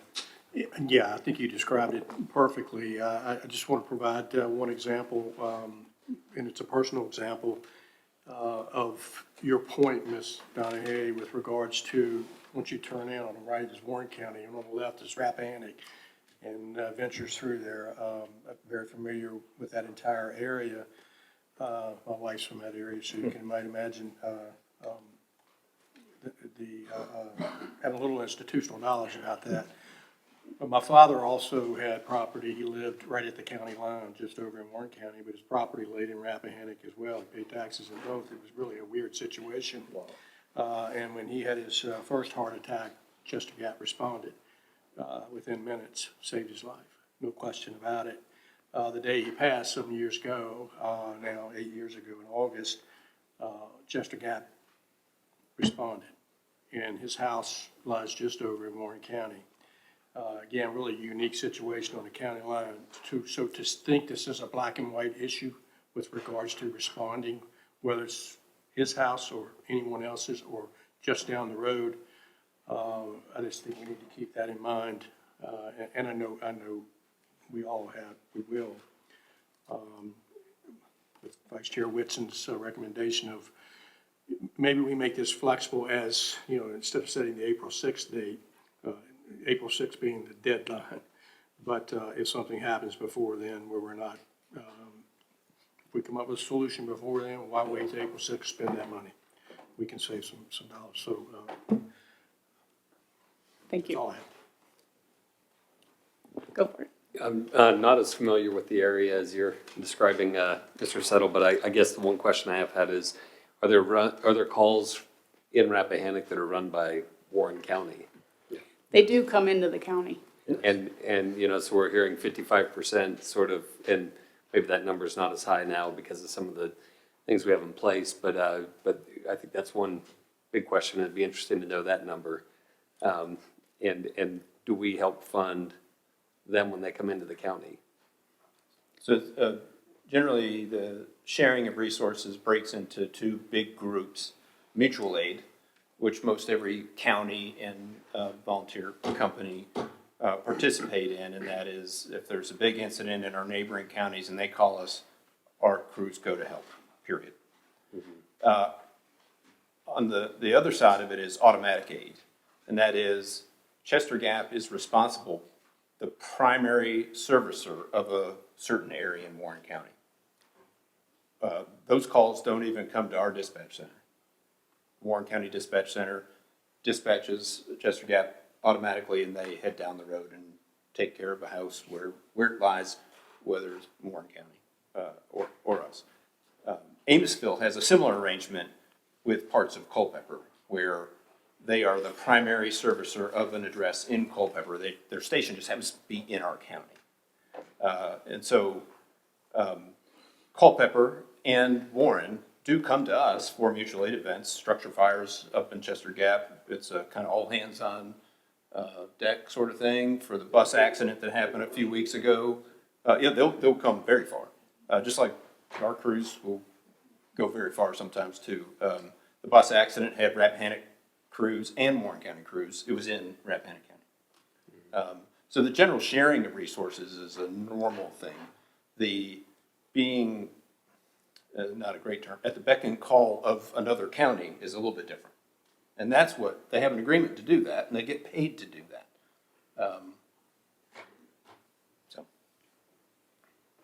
And that money that we've been getting paid used to go to capital for the department to pay for capital expenses because Rappahannock doesn't need the capital. And in the past 3 years, that money has been used to go to the program. We've been using that fund for sure.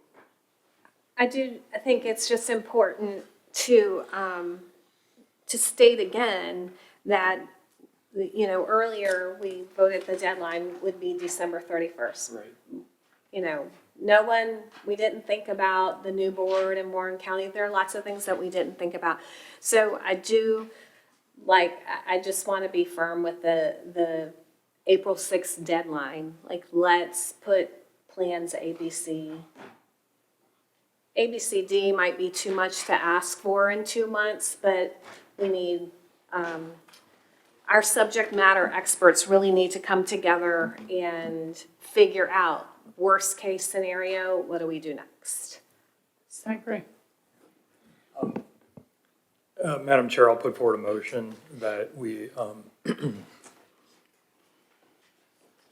that we move to approve the provided supplemental appropriation with the additional requirement that our board at our regular meeting in February and our regular meeting in March retain this old business item as an agenda item for the purpose of revisiting again the funding extension through April 6th to determine on those specific dates if the full extension through April 6th is needed in light of developments during the interim period. We have a motion, I will second it. Any further discussion? All those in favor say aye. Aye. Aye. Any opposed? Thank you. Thank you for being here. Let's see, okay, adoption of revision to previously approved budget calendar. Bonnie, I think it's a short intro. This can be very quick. So the Board of Supervisors already adopted the budget development calendar for fiscal '27. And almost immediately after you adopted that, the court sent a revised schedule of court meeting dates to include one of the meeting dates that is your budget work session that was to occur in this space. So in the revised calendar that's attached to this item, I have changed the March 27th meeting time, meeting location from the courtroom to the library. The library is available only until 3:45 that day. That meeting is to start at 2. So if you think that from 2 o'clock until 3:45 is sufficient, the library is a good location. If not, there are 2 other options for you. One is to modify the start time of the meeting on March 27th to 1:30 instead of 2. The other option would be to meet at the Social Services Conference Room beginning at 2 o'clock. What how do I want to ask this? What number meeting is that? What sequence is this? Is that 1, 2, or 3 works? Understood. More like 62, Dr. Grimsley. Okay. 1, 2, 3, 4, 5. Wait a minute. 1, 2, 3, 4, 5. It's the 5th. So 2 o'clock on the library's fine. this is the work session that precedes it's your last opportunity to fix the budget for public hearing. What you want to be in the budget for public hearing. Many times in the past, you've canceled this meeting. But other times, you've needed it. So you are meeting Thursday, the day before, and then Friday, the 27th. 2 o'clock, 3:45. Second. It's At the library. At the At the library. With the candlestick. No, sorry. And Colonel Mustard. Colonel Mustard. All right, Sorry. we have a motion. Do we need a motion? Yes. Okay, motion and a second. All those in So favor? just to be clear, motion is to adjust the budget calendar to change the March 27th meeting from this location To at the 2 p.m. to the library at 2 p.m. Yep, And So who made the moved. motion? Donna I did. did. And I second. Mr. Whitson seconded. We're giving motion and second relief to our 2. Yeah, thank you, appreciate it. All right, any discussion? All those in favor say aye. Aye. Aye. Thank you. That's a 1 meeting off. You're in the thick of it next time on big decisions like that. It's gonna come down to you. All right, this is open discussion on the preliminary input to give direction to staff for development of the 2027 budget. Sure, Madam Chair, I'll jump in. I'll never forget the facial expression from Superintendent Dr. Grimsley last summer when I said, well, let's lock in, or I will tell you now that I'll lock in funding for the school at where we ended up on FY 2024, which I think was 9.4 million. And I know that was a shock when I said it, but so first thing I want to say to staff, and again, I'm only one member of the board. We always use that caveat when we take positions individually. So I'm one member of our board, but I do want to say that given Chester Gap, given Company 4, given Courthouse, given other priorities on building renovation, upkeep, et cetera, here on Courthouse Row, that I hope that staff will, at least on my behalf, and I'll leave it to others to provide their own guidance, will look at our local transfer to the schools to not exceed level funding from the prior fiscal year, which would be, I think, if I remember correctly, 10.4. I think we really need to, is that the correct? It depends on what you're talking about, recurring dollars or not, but I think we can take that direction. Yeah, I'm talking recurring, whatever. Okay. Recurring. So that's on school funding. I think if we can just work within the parameters of what level funding recurring based dollars will allow, we'll be in a much better position to then fix that variable in the equation, then look at other variables that are still unknowns to us, such as EMS funding for starters. So that's my first point. And then, Madam Chair, I raised this at our closing meeting of last year.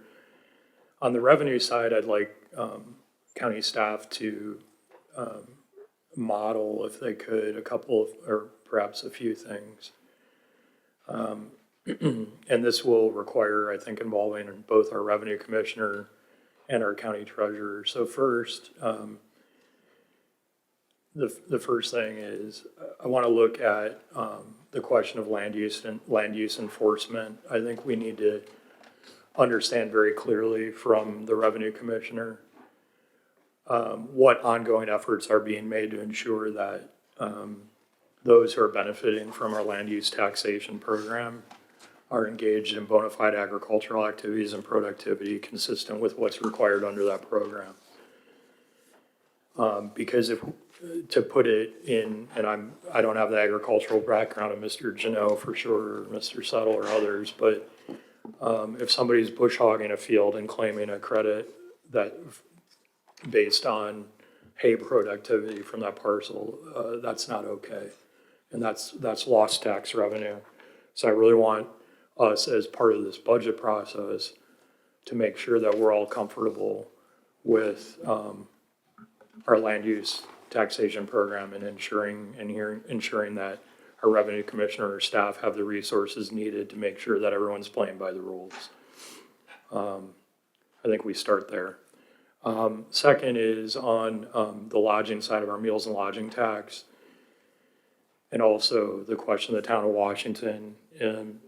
There's been at least discussion in passing, including from me, about the possibility of the county imposing some additional meals and lodging tax on the town. And having had a private meeting with the mayor not too long ago, I have a low confidence that the town government would ever agree if we, even as a board of 5, voted unanimously to call for the imposition of an overlay tax on the meals and lodging front over the town. So recognizing that in the real world, that idea will probably never fly with the town council, I want to revisit within our own county meals and lodging tax rates, the possibility of raising the lodging tax side of it. And see what models would show in terms of possible additional revenue, taking it all the way up to, I think somebody threw out the idea of 10%. And I know there are other localities that have raised the lodging part of the meals and lodging tax rate to that level. I understand that there'd be a set aside. There would be a required set aside for tourism promotion, if I'm expressing that correctly. And I'd like to understand how some of that set aside funding could be used, even here on Courthouse Row, to the extent that this area is a tourist draw in a historic town. That might have the cascading effect of reducing expenditures on the courthouse project. So I'd like to look at those two things, and finally the third item, which might involve input from the treasurer. The idea was raised by one of my constituents that maybe we could gain meaningful interest revenue by collecting property taxes twice a year. And I don't know that we've ever whittled that down to know if, in the words of Mr. Curry, the juice would be worth the squeeze. I have a lot of respect for our treasurer, and I would not impose upon her or her staff the additional burden of sending out tax bills twice a year, unless we all agree that it was worth the revenue-related benefit through additional interest revenue with current interest rates. But that was kind of the third revenue area that I thought we should explore during this budget season, because inevitably we're going to come up with the usual, well, we only have a certain number of limited areas from which we can draw revenue. So I just want to throw these out there, these three items, as a starting point for revenue-related discussions going forward. That's all I have. Thank you. I want to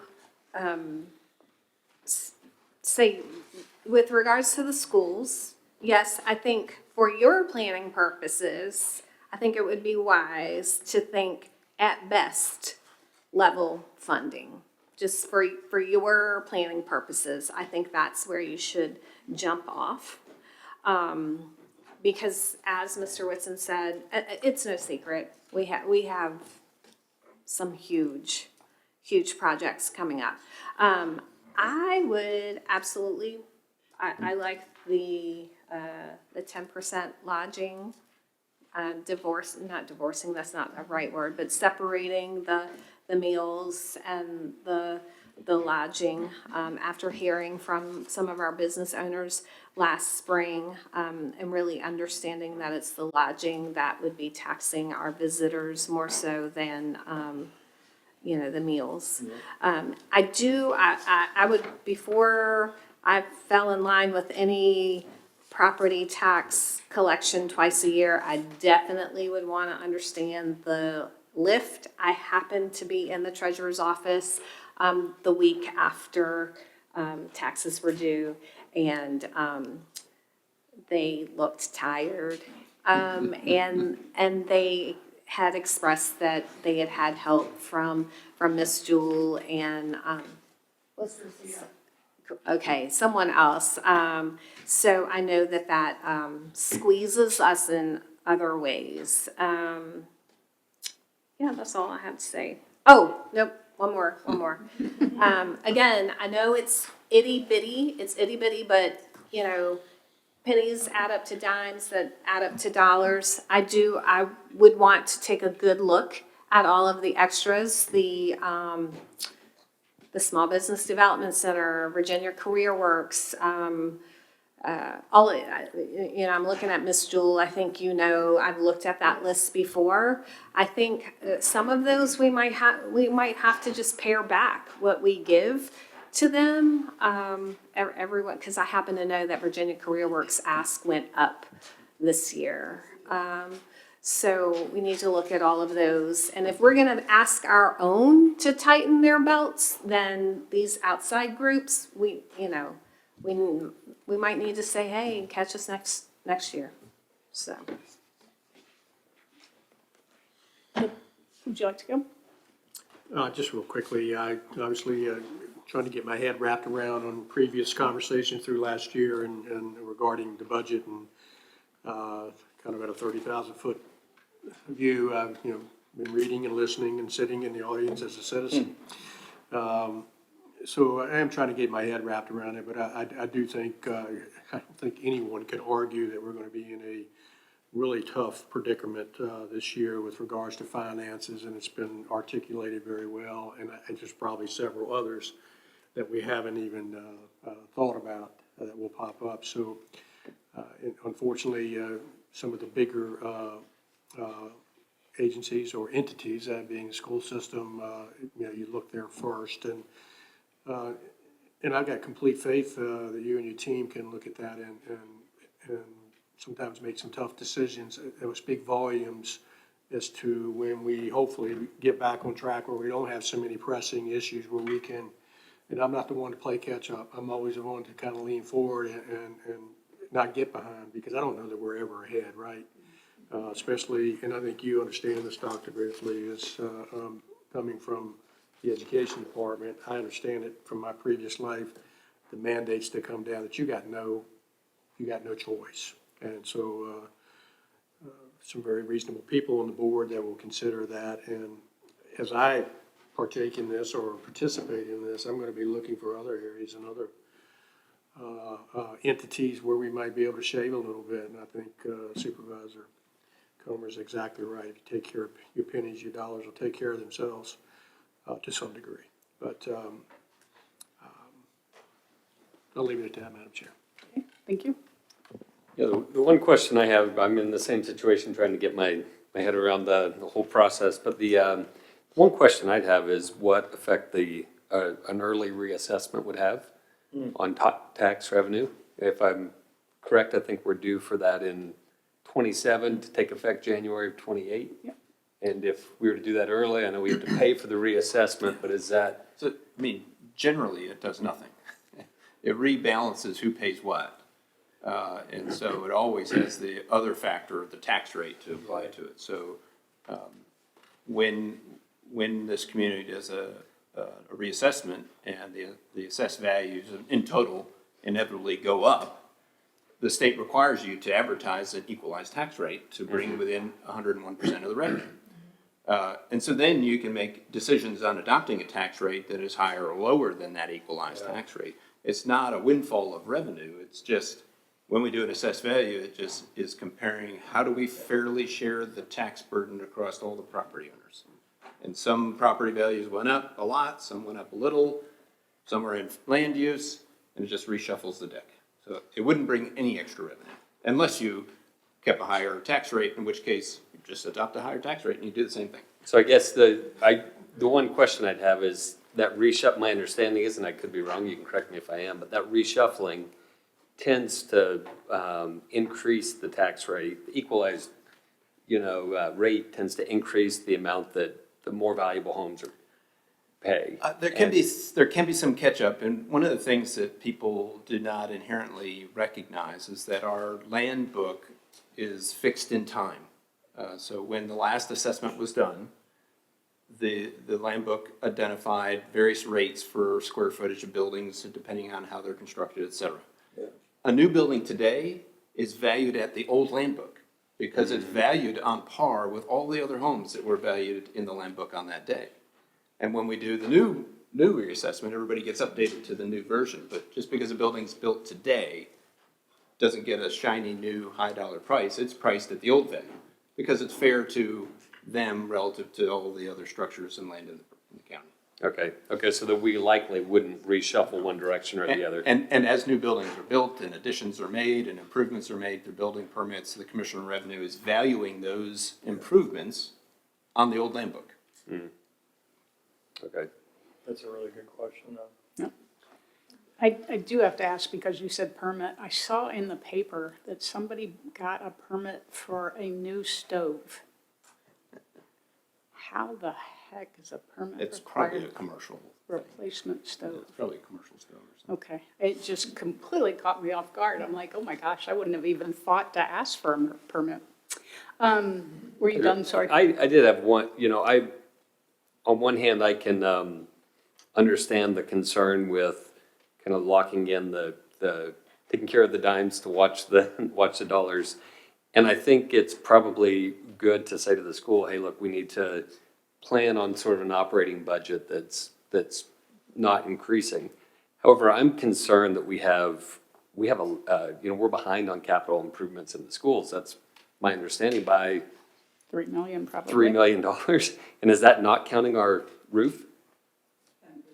That includes the roof. So, I mean, when the kids come home and say the teacher who's in a wheelchair, the only spot he could sit had water dripping on him. We can do better than that in Rappahannock County. I'm just really hesitant to say, we can't spend that money. I think that I think we have to be willing to spend that. Capital and recurring are a little bit different. Recurring, obviously, if you have recurring expenses, you want to make sure you have matching recurring revenue, because those recurring expenses only tend to grow over time through inflation. Mm-hmm. Whereas a capital could come out of your piggy bank, although our piggy bank's getting smaller and smaller, or it could be borrowed money, a bond.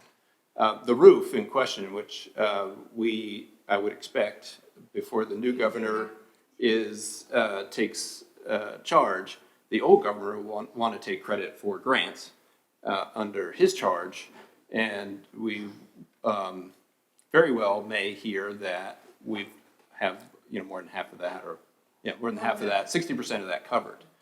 But we don't get ahead of ourselves. So I would expect to hear from that in the next 10 days. That's great news. Yeah. So I'm 100% on board with saying, hey, operating expenses, let's not see too much growth, but we've got to catch up on capital expenses. Let me just say one more. There will also be a bill in this session, as there has been the last several sessions, that was vetoed the last 2 sessions, that would allow local governments to seek a referendum to increase the sales tax by up to 1 cent for school capital. The incoming governor has said that she will sign that if it comes to her desk. Now, I don't know how your citizens will react to that in the form of a referendum.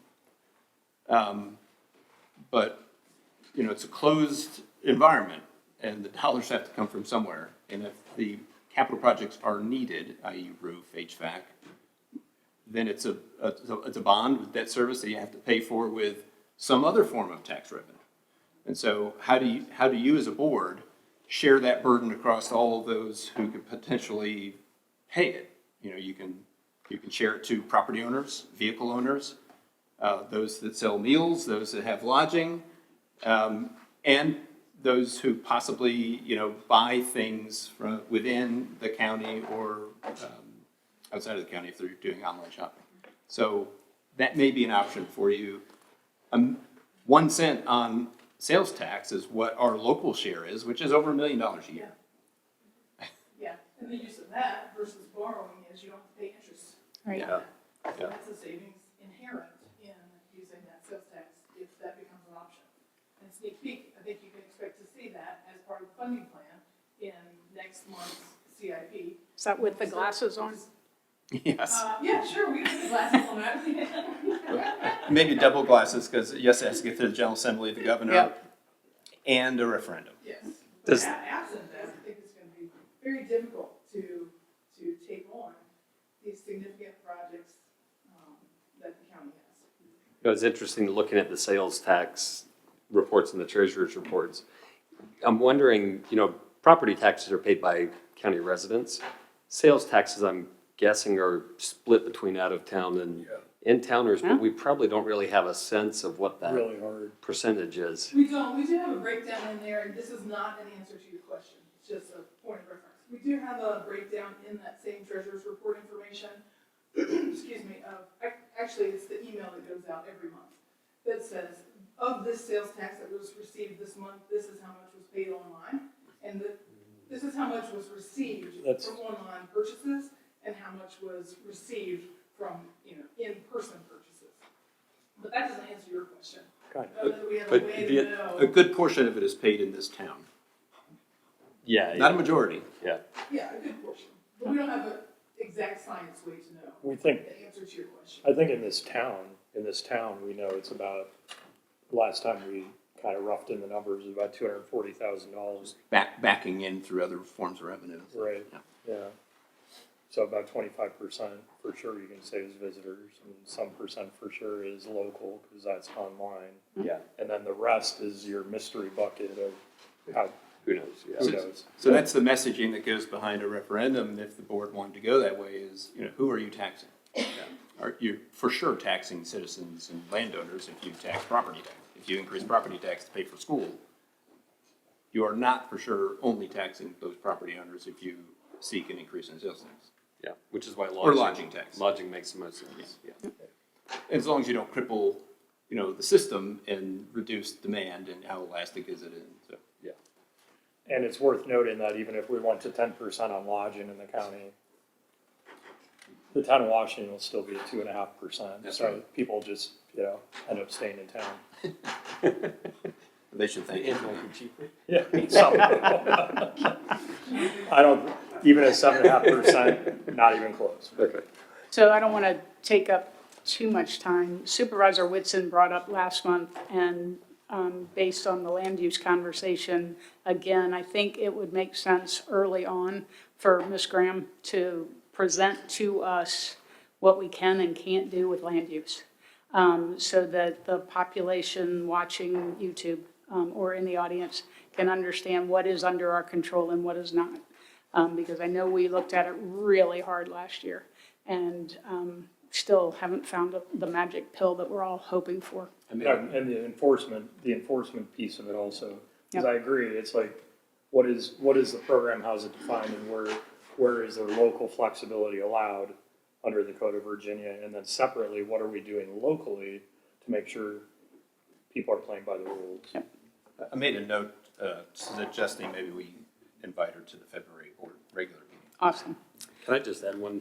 Sure. Thing to that is, so, I fill out quite a few of those land use forms. Yep.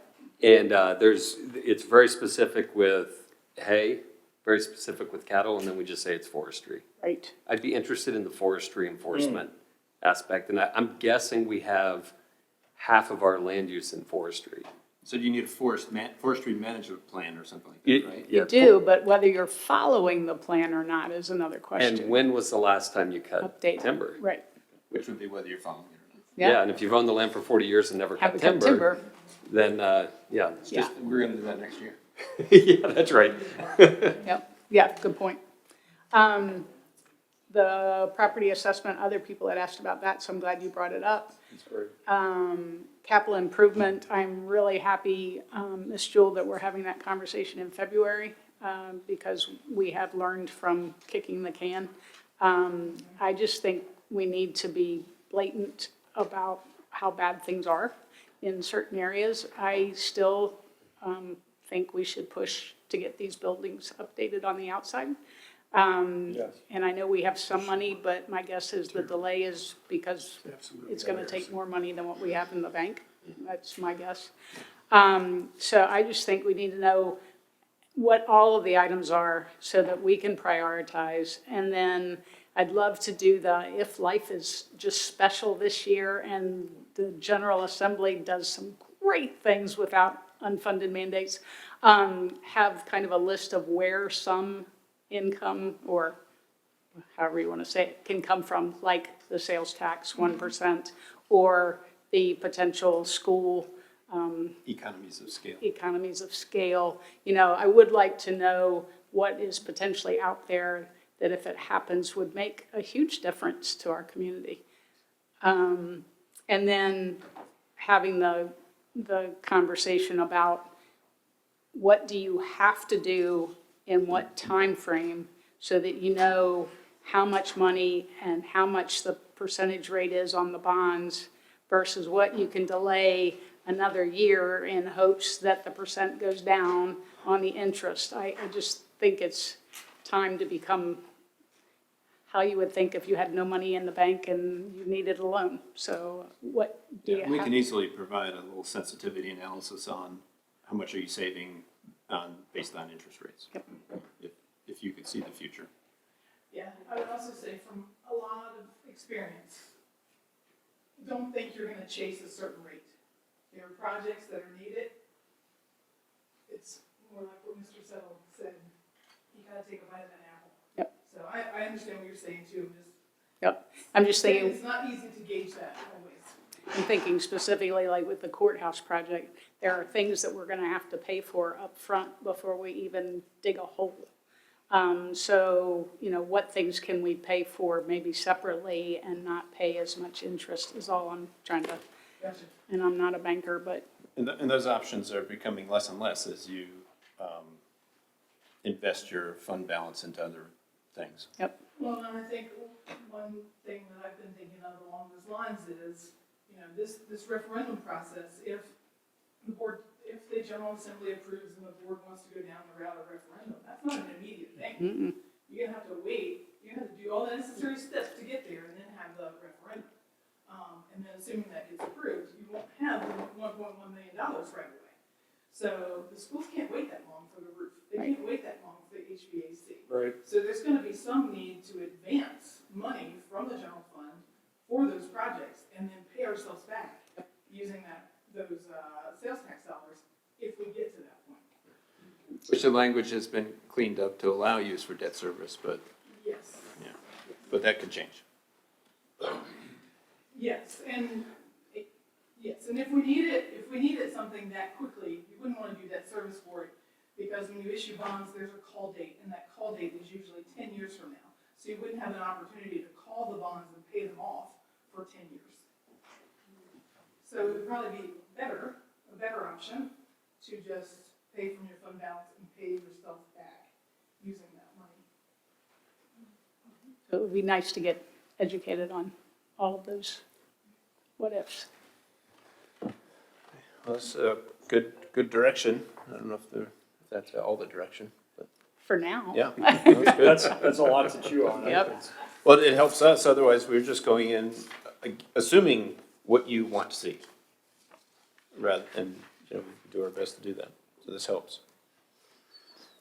All right, board committee reports. This is a agenda item that has, for our 6 years anyway, stayed the exact same for what committees report. So as a board, I think if there are other committees we want to add, or if there's something here that we're not overly excited about hearing about, this would be a good opportunity for a conversation. So, one thing that occurs to me, it's a big ticket, relatively big ticket item for our county. I think we should include the jail on here, especially given that we only have I always say 10%, then Gary corrects me, it was 7%, I would say on a rolling basis, like a 7% fiscal and inmate interest at the jail, but it's, by Rappahannock County standards, it's still a lot of money. Yep. And I think even a brief update, and considering our county administrator is currently the chair, it'd be nice to hear about the jail every once in a while. okay. And I'm happy as the jail board rep to provide those updates briefly if there's anything significant to report back. But those are public meetings, and so any discussion there can be summarized here. Right. Is there any issue with adding another? Nope. Okay. I was just gonna go back and look at your policy to see if it was specifically mentioned, but that can be cleaned up too. Okay. Okay. All right, so with that, we have the Recreational Facilities Authority. Did you all meet? We did, but I had something at the college that night. That's okay. That's why I'm in number Yes. one seat now. Yes. Public Safety Committee. We've Mr. already talked Whitson. about that. That was, that discussion dominated. And I'll just say this, I very quickly at the Public Safety Committee meeting, and I know Mr. Settle was there, and Darren and Stephanie from our EMS team are gonna be tired very quickly of me talking about this, but I went to this sudden cardiac arrest survival summit in Phoenix, Arizona, and I sat in on a workshop and several sessions involving communities that have successfully implemented public-facing AED systems bolstered by the use of an app and software called Pulse Point, which almost puts at a community level or neighborhood level the ability for citizens to use AEDs that are deployed in the community to assist their fellow citizens during sudden cardiac arrest, hopefully to bridge that time gap that we all understand is really a killer in rural areas. So, Unintended. yeah, it's really, really an exciting opportunity for our community. I can't wait to advance something like I've just described. And as I mentioned earlier, Rapid Home could be instrumental in this, both from a public communications perspective, but also working with EMS on it from a training perspective. So I think it's really a low dollar, high reward way to make our community safer for everyone. And when you talk about the money involved in capital investment in ambulances and other equipment, our fire and rescue departments, I really believe that for maybe $150,000, we could have a robust defibrillator network in our community that could be fully utilized by our citizenry with very little, very, very little additional investment needed. And it would put us in a position of being a heart-safe community, which I think would be remarkable. So going forward from a public safety committee standpoint, I really thank you for reappointing me. I'm really excited to work with Mr. Settle. I'm humbled to be in the company of all these experts. I'm just a guy from the Board of Supervisors sitting there, but near and dear to my heart. And I just think we have such awesome opportunities to make our community safer through that AED network. So I look forward to this year and trying to fleshing it out. Board members might want to go to the Public Safety Committee agenda from their last meeting. For this agenda item, there's 2 great links for some short videos that talk about what Mr. Whitson envisions. Yeah. So we had Planning Commission, did they meet? They did. I actually met with them. They only talked about the substation ordinance amendment to add a definition for substation and some special requirements for them. They made a minor tweak and are setting that for public hearing this month. And so I think the board will probably see it in April. I don't think we're going to push it while it's still kind of active. And Fire Levy Board did not meet, I assume. Yep. Okay, so if there are other committees that you all think, hey, that would be great, let me know and we'll get them added. We could list the Virginia Career Works CLEO Board. As you know, I serve on that. They only meet quarterly. However, Planning District 9 meets monthly. I'll be happy to report as needed. Often that stuff does not apply to Rappahannock County, but when it does, I'll be happy to inform everyone. And I don't know that the bullets are constraining, so committees include, but don't necessarily only include these. You can talk about any committees you want. Okay. All right, treasurer's reports. I typically look at the cash flow, the sales tax, and the meals and lodging, but if you want to look at anything else, let us know. You are at your highest cash point, I hazard to say ever. Very similar, right? 17.2, 17.187. But the fact is, as we've said in the last several meetings, you are now retracing that cash curve year over year over year, which means what's going out is coming in, and it's coming in is going out. And we went through a period where we've squeezed a lot out of the budget, which added to the bottom line a little bit. And then we had the pandemic relief that really boosted our bottom line. But the days of having a lot of extra one-time money, that's probably behind us. And how you just said that, can you click on the attachment that shows the fund balance so the 2 new supervisors can see that? This is the shock and awe moment of our meeting, right? So, Chair Donahue asked for this a couple of meetings ago to start being added every meeting, showing a running total of the fund balance, the various components of the fund balance that are shown in the annual audit, and then bringing that forward and showing what it would be if we did that today. And really, the board has not planned any additional uses in fiscal '26 beyond those that you approved when you adopted the fiscal '26 budget, which was already factored into the fiscal '25 audit, someplace in one of these, probably in committed or assigned. So the true available fund balance as of today is this $3.1 million. And as we start talking about, advancing money to the schools for the roof, for the HVAC or anything, it's that $3.1 million that we're pulling from, that you're pulling from. And which policy number is it that explains the categories and how we got there? Yes. Oh my gosh, he doesn't 15. know. The number, down on board docs. Oh, it's right here, isn't it? It was in the budget item. So these footnotes explain it to a large degree. Yep. And this is something we came up with a 350. policy last year or a year and a half I think it ago? was in May. Okay. Yeah. So it is linked, it's policy 315, it's linked within the budget agenda item. Does that mean we have 315 policies? No, it just means we're trying to be organized. Not Not yet. yet 300. The three series different than the 8 series, different than, All right, can we go to sales tax by month, please? This one blew me away. Now, is this including October, November? Is that why it's crazy good? So December is October sales. Right. Yeah. This is leaf peeper sales. Yep. And then February is, ooh, I forgot to get my wife a present sales. All right, or husband. Yeah. Equal Very good. opportunity.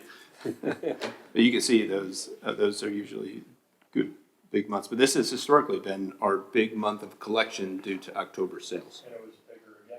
It was Right, bigger and again. people were saying they were worried about It- their sales, so I'm liking Inflation this. adds to this, Yes. right? As the base goes up, the tax rate is the same, the revenue goes up. So then- I don't have Superman vision here. So where are we currently in the year? Oh, yeah, sorry. Right there. Oh, okay. So I see. So the bar, it's the red bar that, Yeah, okay, got it. So $115,000 monthly is the biggest monthly revenue that Hazard Guest we've ever had. So on a rolling basis, are we in fact, when we tell people at the Quickie Mart and elsewhere, we're generally at $1 million, is that still annually? Is We're a that- little over that now, 1 Yeah, point. we'd be at 1.165. If we annualized these, I know it's ridiculous. Could you, I'm sorry, could you be more specific? 165.329. You need to take her to Annualize parties. The, 1.165. the amount Yeah. that we are exceeding projections at this moment, we'd be at 1.165. So the 12-month Annualized, rolling but total, estimated. the 12-month rolling total graph that you guys get by email shows Yeah. you. So, okay, since these are awesome numbers to internalize, we'll say 1.2, and I'm just gonna grab another 35,000 on your Just round annualized it up. estimate. Which is And- fine, since we're not doing budget right now. Oh, so you don't want ballparking when we're doing, okay, I Right. got it. Point taken. So 1.2, and then on meals and lodging at 4, we're at 750? Next slide, Or please. are you gonna tell me it's 751, No, 600? I'll let you do the 750. Does 750 sound right? I think so. Well, there are your numbers, 150, 300, And it's worth 450, noting 5. that we used to be 570. 750 total not that long ago. It's 570 or something like that, or so. That's public math. What's 570? Isn't logic. I thought it was 750. That was only if you went 6 and 6. Yeah, it's 560, I'm way off, okay. 560 without the 6 and 6. So And then 1.165. So 1.2, and we'll call it one, you said 1.2 and 6, so 1.8. Ballpark, non-budget discussion. 1.7. 1. Yeah. 1.7. And then at 63 cents on the real property tax rate, are we still at 193,000 revenue on Roughly it? 200,000. 200,000 revenue at 63 cents is 12.7 or 12.8. You do the budget at all? Yeah, Just record this. we're almost done. 12.8 and then 1.7 is 13, 14. So on those two buckets of revenue, we're talking 14.5. And then Which is the bulk of your local, with the exception of personal property tax. and then personal property, where are we currently in the aggregate? Is that 1.7? 2.2. I move that we cancel all our budget meetings and adopt the budget. It was a joke. I withdraw the joke motion. 14.6 plus personal property. I'm sorry. It's a lot of money. Because I've been working off of 16. That's Personal property is 2.2. Okay. What is all of that first category? Local. All of the first total general property taxes is 13.9. And then the next group? The next group is 2.4. That's pretty much all your local revenue. 15, yeah, because I've been saying, I've been working out with a 16 million number, so it could be 17 is our revenue, our local revenue. Okay, Okay. thank you, sorry about that. Any other reports that anyone would like to look at before we move on? So just for the new folks, don't hesitate to reach out to our office if you want to run through these reports. Bonnie would love to do that. I would happily do it as well. But I think she derives joy from doing that, so. She does like her numbers, thank God. So just reach out. And there's so much She information can on the explain, website. our budget codes, there's a bunch of numbers on how they all mean something. So she can give you the keys to that kingdom. I would encourage you at the board level not to get too bogged down in that. But if you're curious, we can answer. All right, what else? General Assembly bills of interest, anything there you're? This is too early to really talk about, but there's a FOIA bill that they've tried the last couple years that would restrict charges. We'll see where that goes. Reasonable charges are important to keep down frivolous requests. At the same time, we want to be free and open as possible, so it's just one to track. There's a bill about, fortunately right now only enabling, but it speaks to affordable housing and giving localities the option to have some extra levers on affordable housing with density bonuses and different things, so tracking that. I'm not sure, the Virginia Fire Personnel and Equipment Grant Program is a program that doesn't exist today, so obviously we have a lot of fire and rescue costs, something for us to keep track of there. SB 66 is the sales tax for the school thing that we just talked about. And then just the interest for our recent conversations, SB 87 might mandate AEDs for all local government sporting event facilities. So I thought that was interesting. Yeah, maybe. And it was pinned on how many people there are in the acreage and stuff, so. Next, they'll all be dropping mid-January, and we'll be overwhelmed. Anything on emergency services while you're here that we need to hear from you guys?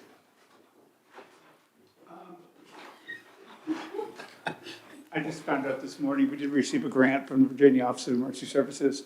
We're looking to expand our scope of practice for ALS 1400.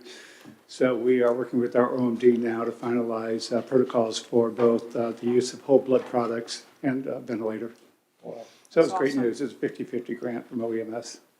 Whole blood, I know, is a big deal, and the ventilator, I know we could have used recently, so. And hopefully we'll never use any of them, but Right. yeah, it's good to have. Thank you. Like an attorney.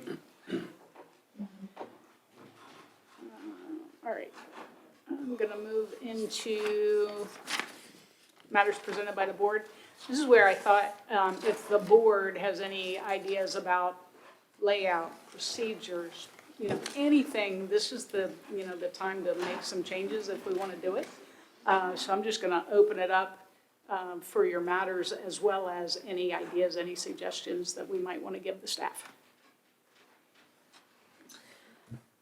Well, I'll start. I have some like random matters. So I'll go through all of those and then talk about some other ideas I had. First, I love it when my worlds all overlap. I had the pleasure of attending the ribbon cutting for the Puller Veterans Care Facility. All elected officials in the area were invited to attend. I had been working with them while wearing my other hat, my full-time hat, through the college and Fauquier County. But it is a beautiful facility, and what an honor for those veterans that you might know who will find themselves in need of memory care. The Puller is just fantastic, and their director is a top-notch guy. So anyone who has the privilege of staying there, I'm sure will be well cared for. And it was, like I said, my worlds overlapping. I did not know that our chair was going to be in attendance. It was actually a colleague of mine from Fauquier that pointed her out and said, "Hey, isn't that Debbie Donahue?" And I said, "Well, yes, it is." And then some Good she recognized. yeah, some colleagues who sit on the Manassas City Town Council. It was just really neat, and so it was an honor to be there representing both Rappahannock County and Fauquier County and Laurel Ridge. Also, I read through the county administrator's report, as we often do, and sometimes we can often overlook some of the details. There is a project that our county administrator and our assistant county administrator have been working on that's been near and dear to my heart for about 2 years now. And I just wanted to tell you all that I did notice the work in that report about, an employee, a county employee handbook. I noticed that is getting close to being at a point where we can talk about it. And I just wanted to thank you. I thought maybe you'd like to hear that instead of, "Hey, how's that handbook coming?" So the other thing I just want to toss out there, we don't have to talk about it a lot tonight, but I have had a couple of constituents contact me, and I've seen some stuff on social media about some dogs. Just a lot of it tends to be the livestock guardian dogs wandering around. I know from having sat with the dispatchers at the sheriff's office that they get a high number of calls, animal-related calls. So anyhow, seeing all of that, taking these phone calls, being an owner of an Anatolian Shepherd mix on 3 acres, I don't know how I have him, and knowing that he looks a lot more intimidating than he is, it just caught my attention. So I didn't know if the rest of you all were getting those phone calls. Just put a bug in your ear. And then the last thing, I know I've had, it's been very interesting. I had a couple people ask about how we decide how we sit up here. All kinds of things. And it's again, the devil is in the details, right? What people notice, what people don't notice. Some of you may have been in the meeting. I don't know if it was this past year or the year before, because I've been used to being at this table now. It was a constituent noticed. She said she doesn't even have a place to put her laptop. So they pulled out this table, and it's been wonderful. But I've recently had someone say, "Hey, do you know it's shorter? it's shorter than the rest of the table. And then I just had a constituent say to me the other day, do you know, sometimes you're not on, like you can't even be seen. It doesn't bother me. Like I'll say that I'm fine. I do what I do. I own my work. I don't, it doesn't bother me. But I do have an idea for a solution. And I reached out to someone. I thought about having a table built to kind of just match the height, match the stain colors as best we can. And I thought, I almost hesitate saying it out loud just because I have not gotten far. This idea came to me very recently. But I thought every February when we have our joint meeting with the school, they present us with these wonderful little things that the students have made. What if the shop kids, what if they then made this table? Instead of giving us each, you know, a metal RCH thing, which I love, I have in my office at Laurel Ridge, but anyhow, I contacted someone at the school who then schooled me a little bit on shop and whatnot, and I haven't gone any further with than that, but I thought I'd mention it tonight. So since you mentioned it. Effort. I would just say we're humbly borrowing the court's room. And so they would have to be okay with, assuming it's not a portable table, but a table that squirrels away in here somewhere. Mm-hmm. No, I like the idea. Just make sure your legs can go under the table. Yeah. Right? And we do spend a lot of time with these tables, We do. coming up on 4 hours. Yep. Thank you, Ms. Comer. Mr. Settle. Yeah, I'll keep it short. I mean, I kind of like my spot. My left knee is really sore from hitting this. Yep. This one's wide open.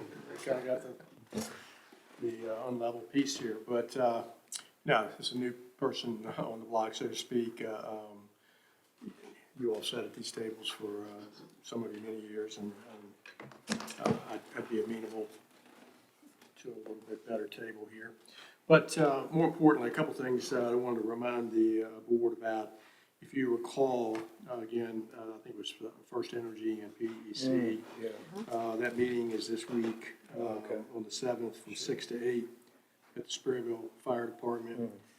And I suspect it'll be well attended by the citizens of Sperryville for sure. The other thing I just wanted to bring up to the board's attention, and this seems to be a recurring incident, and I want to thank Gary for taking my call out of business hours and just kind of listening and me picking his brain. But so we've had another crash at the intersection of the Rescue Squad building, the Sperryville Rescue Squad building, and the 211 on the bridge there. And you know, the big truck's coming through town, can't make the turn. It's 4. This was on New Year's Eve, I believe. And that's been 4 in the last several months, 2 within like a week. So I say that, I stopped there the other day just to take a peek at it, and I believe it was Dave Jenkins there from DDOT. He was taking some pictures, and I'm sure he recouped the cost and so forth on the standard procedure. But the power pole there is taking so many hits, it's starting to deteriorate. That particular power pole feeds down Main Street west. And Mr. Curry and I talked about it, maybe probably comes out of the substation. There's a second pole there as well, and they both are embedded right in the rocks and on the edge of the road. That's not going away. Someday that pole's going to fall, and right now that guardrail has an opening if you're coming westbound. If someone were to veer off and not make the turn going downtown and driving crazy, I know a lot of this is about driving behavior, would go right out into the river more likely. And so my point being, and Mr. Curry was very helpful in maybe offering to be a liaison between us. Maybe we can check with VDOT and certainly the power company to see if we can get those poles moved. That's not an easy task because that's a really busy looking area there with all those wires. but certainly make a move, find out what we can and can't do. And second to that, I went back through and looked at some of the signage. Maybe we need to look at that signage and on the south end of Sperryville coming north on 522 into town and at the corner store as well. Just have a discussion. Maybe it's the best it can be, but we can maybe pick the brains of some of the experts. Those power poles, yeah, I don't know if you all noticed it there as well, Darren, but and keep in mind, when those trucks get stuck, everything's shut down.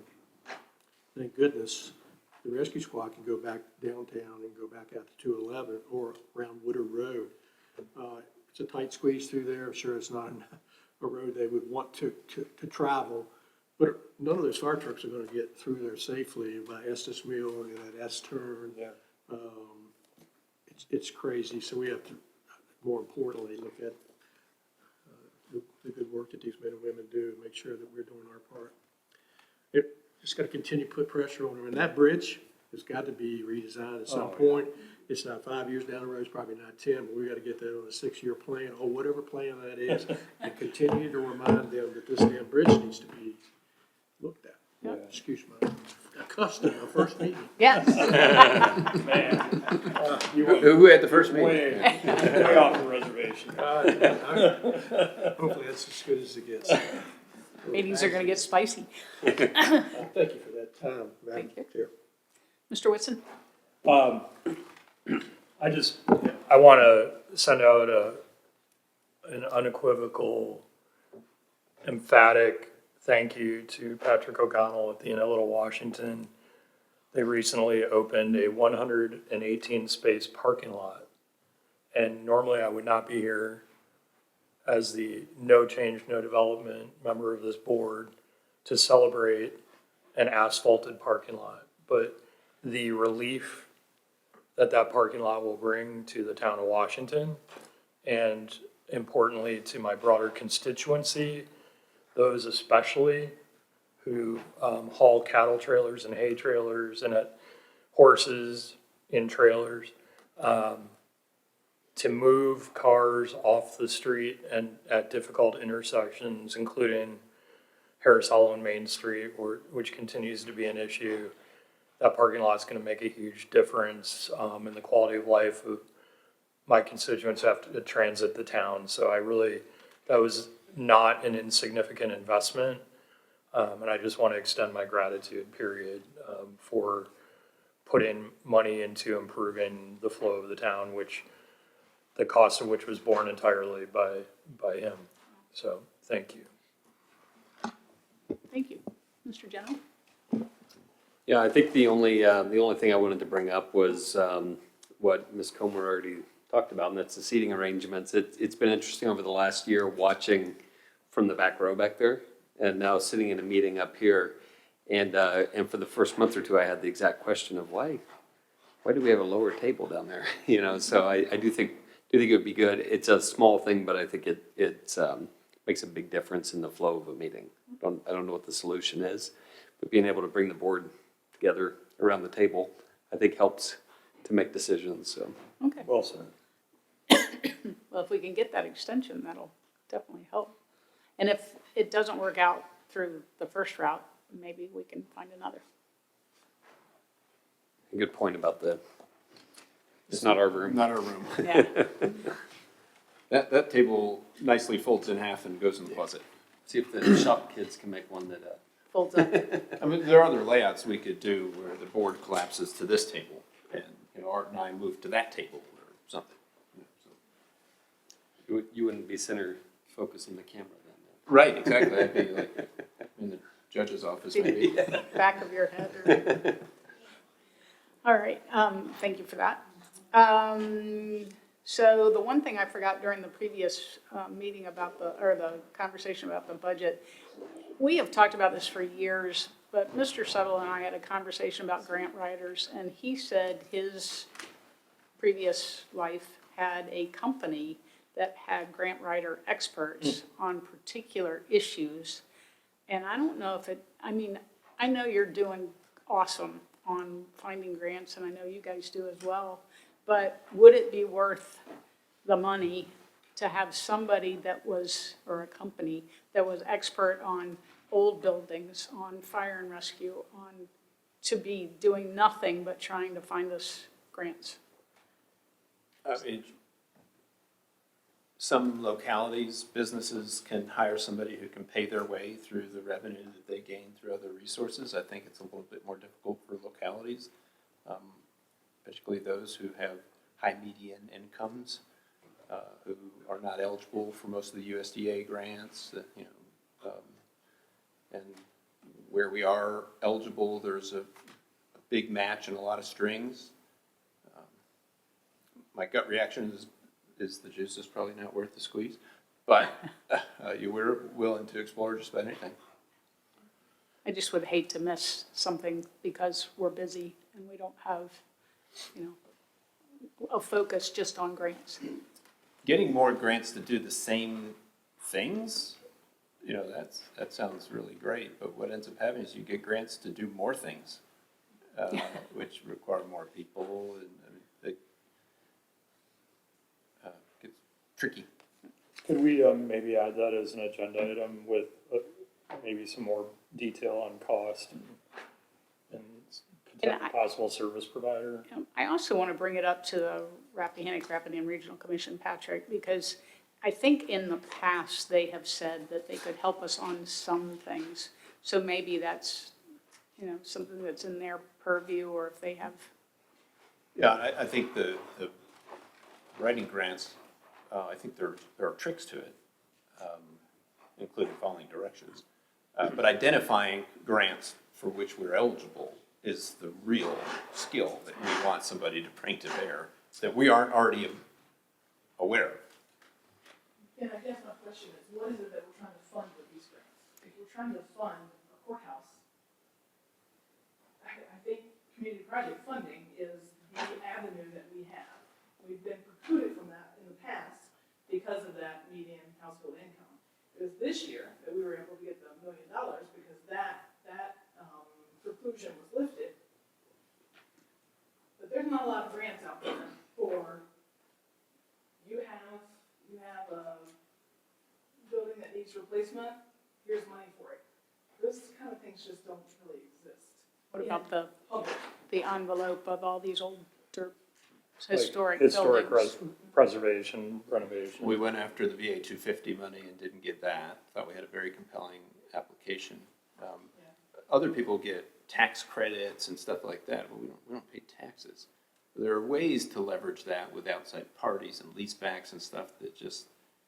It's very complicated. Why would we do that for a government building? Right. But there are probably people out there that are very smart on that stuff. Okay. But I don't need a tax credit for Rappahannock County right now. So in the conversation about first of the year, new ideas, everything, I've been looking at board meetings from surrounding counties just to get an idea of their process and what they do. And some counties have a 12-page board process kind of procedure document that goes into detail, how many minutes you get for public comment. That's why I set it at 3 today, because pretty much the majority I go to in writing say 3 minutes. So ours does not say that it's going to be 3 minutes. I'm wondering if there are things that we need to set expectations up front for now and in the future, so that when the speaker comes, they immediately know they're going to have 3 minutes. So it's not a surprise. Public hearings, totally different. The chair can set that time, but I think public comment, if you come in ready for a 3-minute comment, you're good to go. Go ahead. I was just going to say, at our own school board meetings, at the beginning of public comment, Chairman Mills, he reads a statement that outlines what to expect, and he explains it's not public comment. It's not a back and forth. It's their time. It's your time to share with the school board. They do have a 3-minute time limit, and that's our own school board.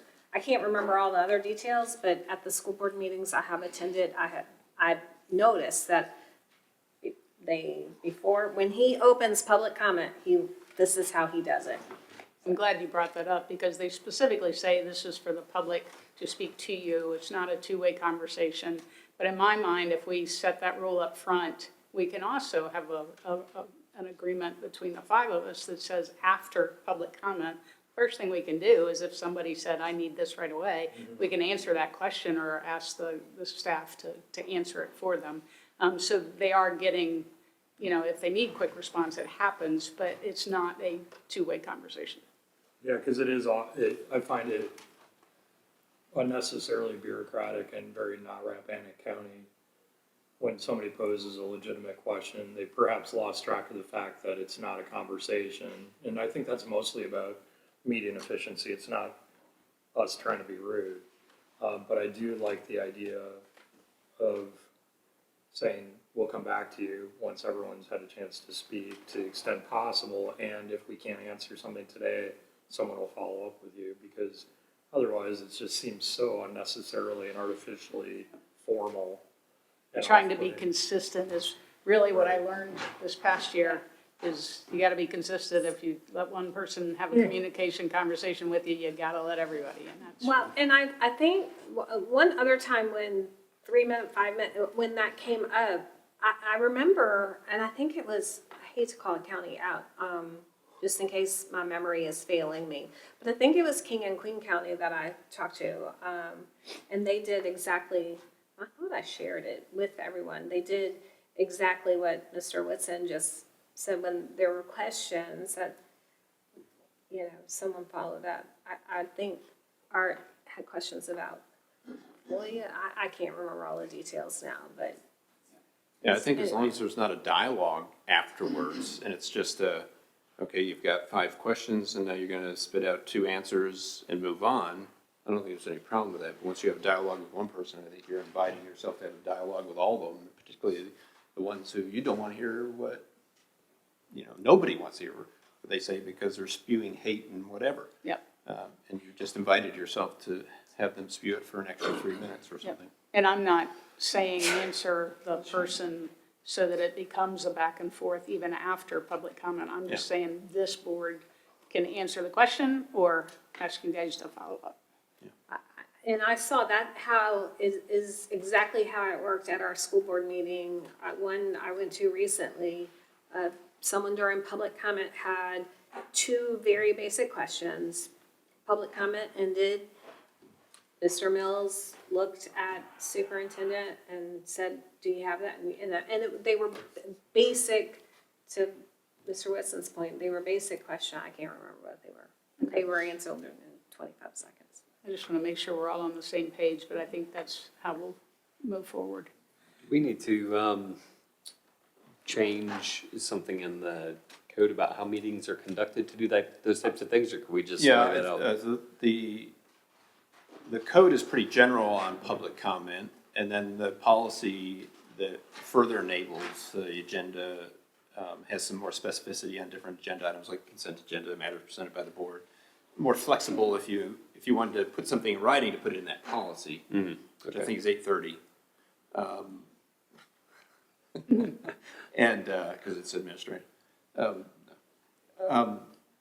you could put it in the code, but that's a formal process. That's advertise it to the public 2 weeks, and then vote on it, and then it's there, and you can't just willy-nilly waive it. Okay, so the policy makes more sense. Yeah, that makes sense.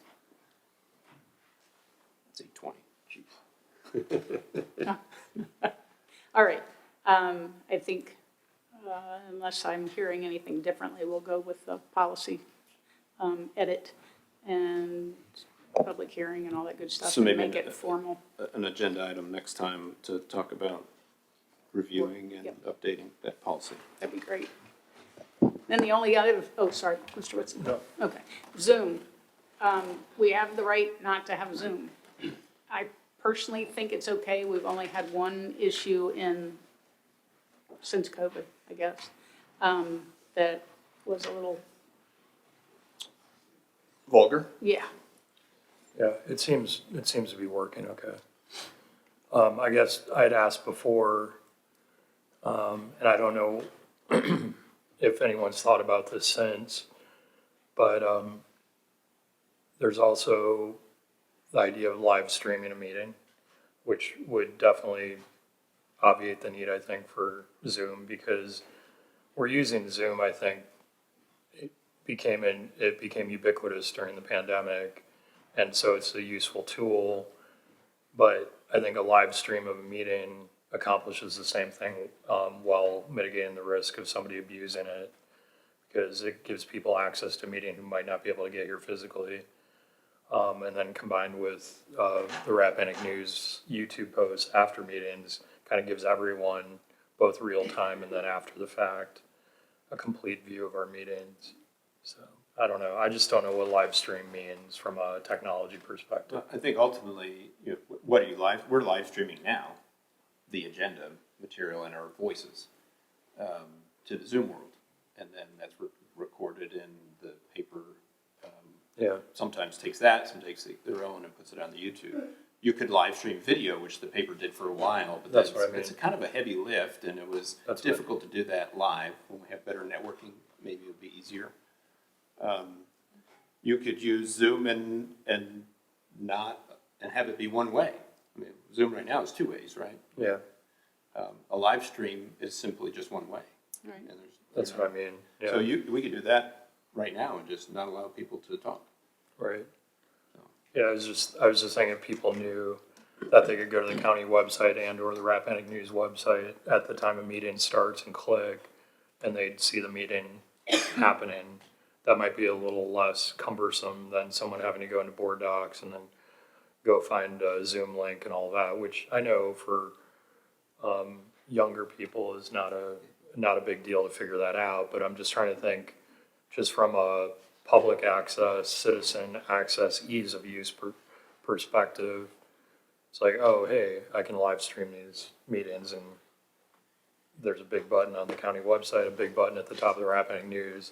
As soon as our meeting starts, you click it and you can watch the meeting. Yeah, and so I think the Regional Commission live streams their Zoom to YouTube. Oh, so you could do that too. But if you get more complicated than that, you're probably talking about a human who's got to deal with it. Okay. I'm thinking about the trouble we had just with the presentation today. I'm not sure I'm ready to get too complicated. Yeah, we're displaying wirelessly from here to the little Apple TV widget, and from a PC to an Apple, and they get angry with each other sometimes. Every now and then. But as you're looking at other localities for best practices, I mean, maybe that's something to consider. I think, other than Clark's the only one I couldn't find videos that were saved that you could go back and watch the meetings. That's how I looked at their layouts and what they were doing. Thank goodness the paper does it, because I don't want to have that record. I don't have to save the record. I don't have to give it to people when they FOIA it and all that. Just glad they're doing it on It's YouTube. the paper, yep. All right. Can I ask a question there? Are we using, Zoom has amazing AI note-taking. I've wondered if we can use that as a foundation for the minutes and we can then check. We do. We do, okay, great. However, we use it for an assist. Every one of these microphones is one person. So without comparing that to recollection, notes, video, the AI doesn't know you said it or you said it or. Yeah, okay. Whereas if you're all in different buildings and rooms, then it's very efficient. Yeah. Wow, hadn't thought about that. All right, I am ready for the closed meeting agenda item. Yeah. We have a, Madam Chair, I'll put forward a motion that the Rappahannock County Board of Supervisors enter a closed meeting consistent with the closed meeting motion provided with our agenda.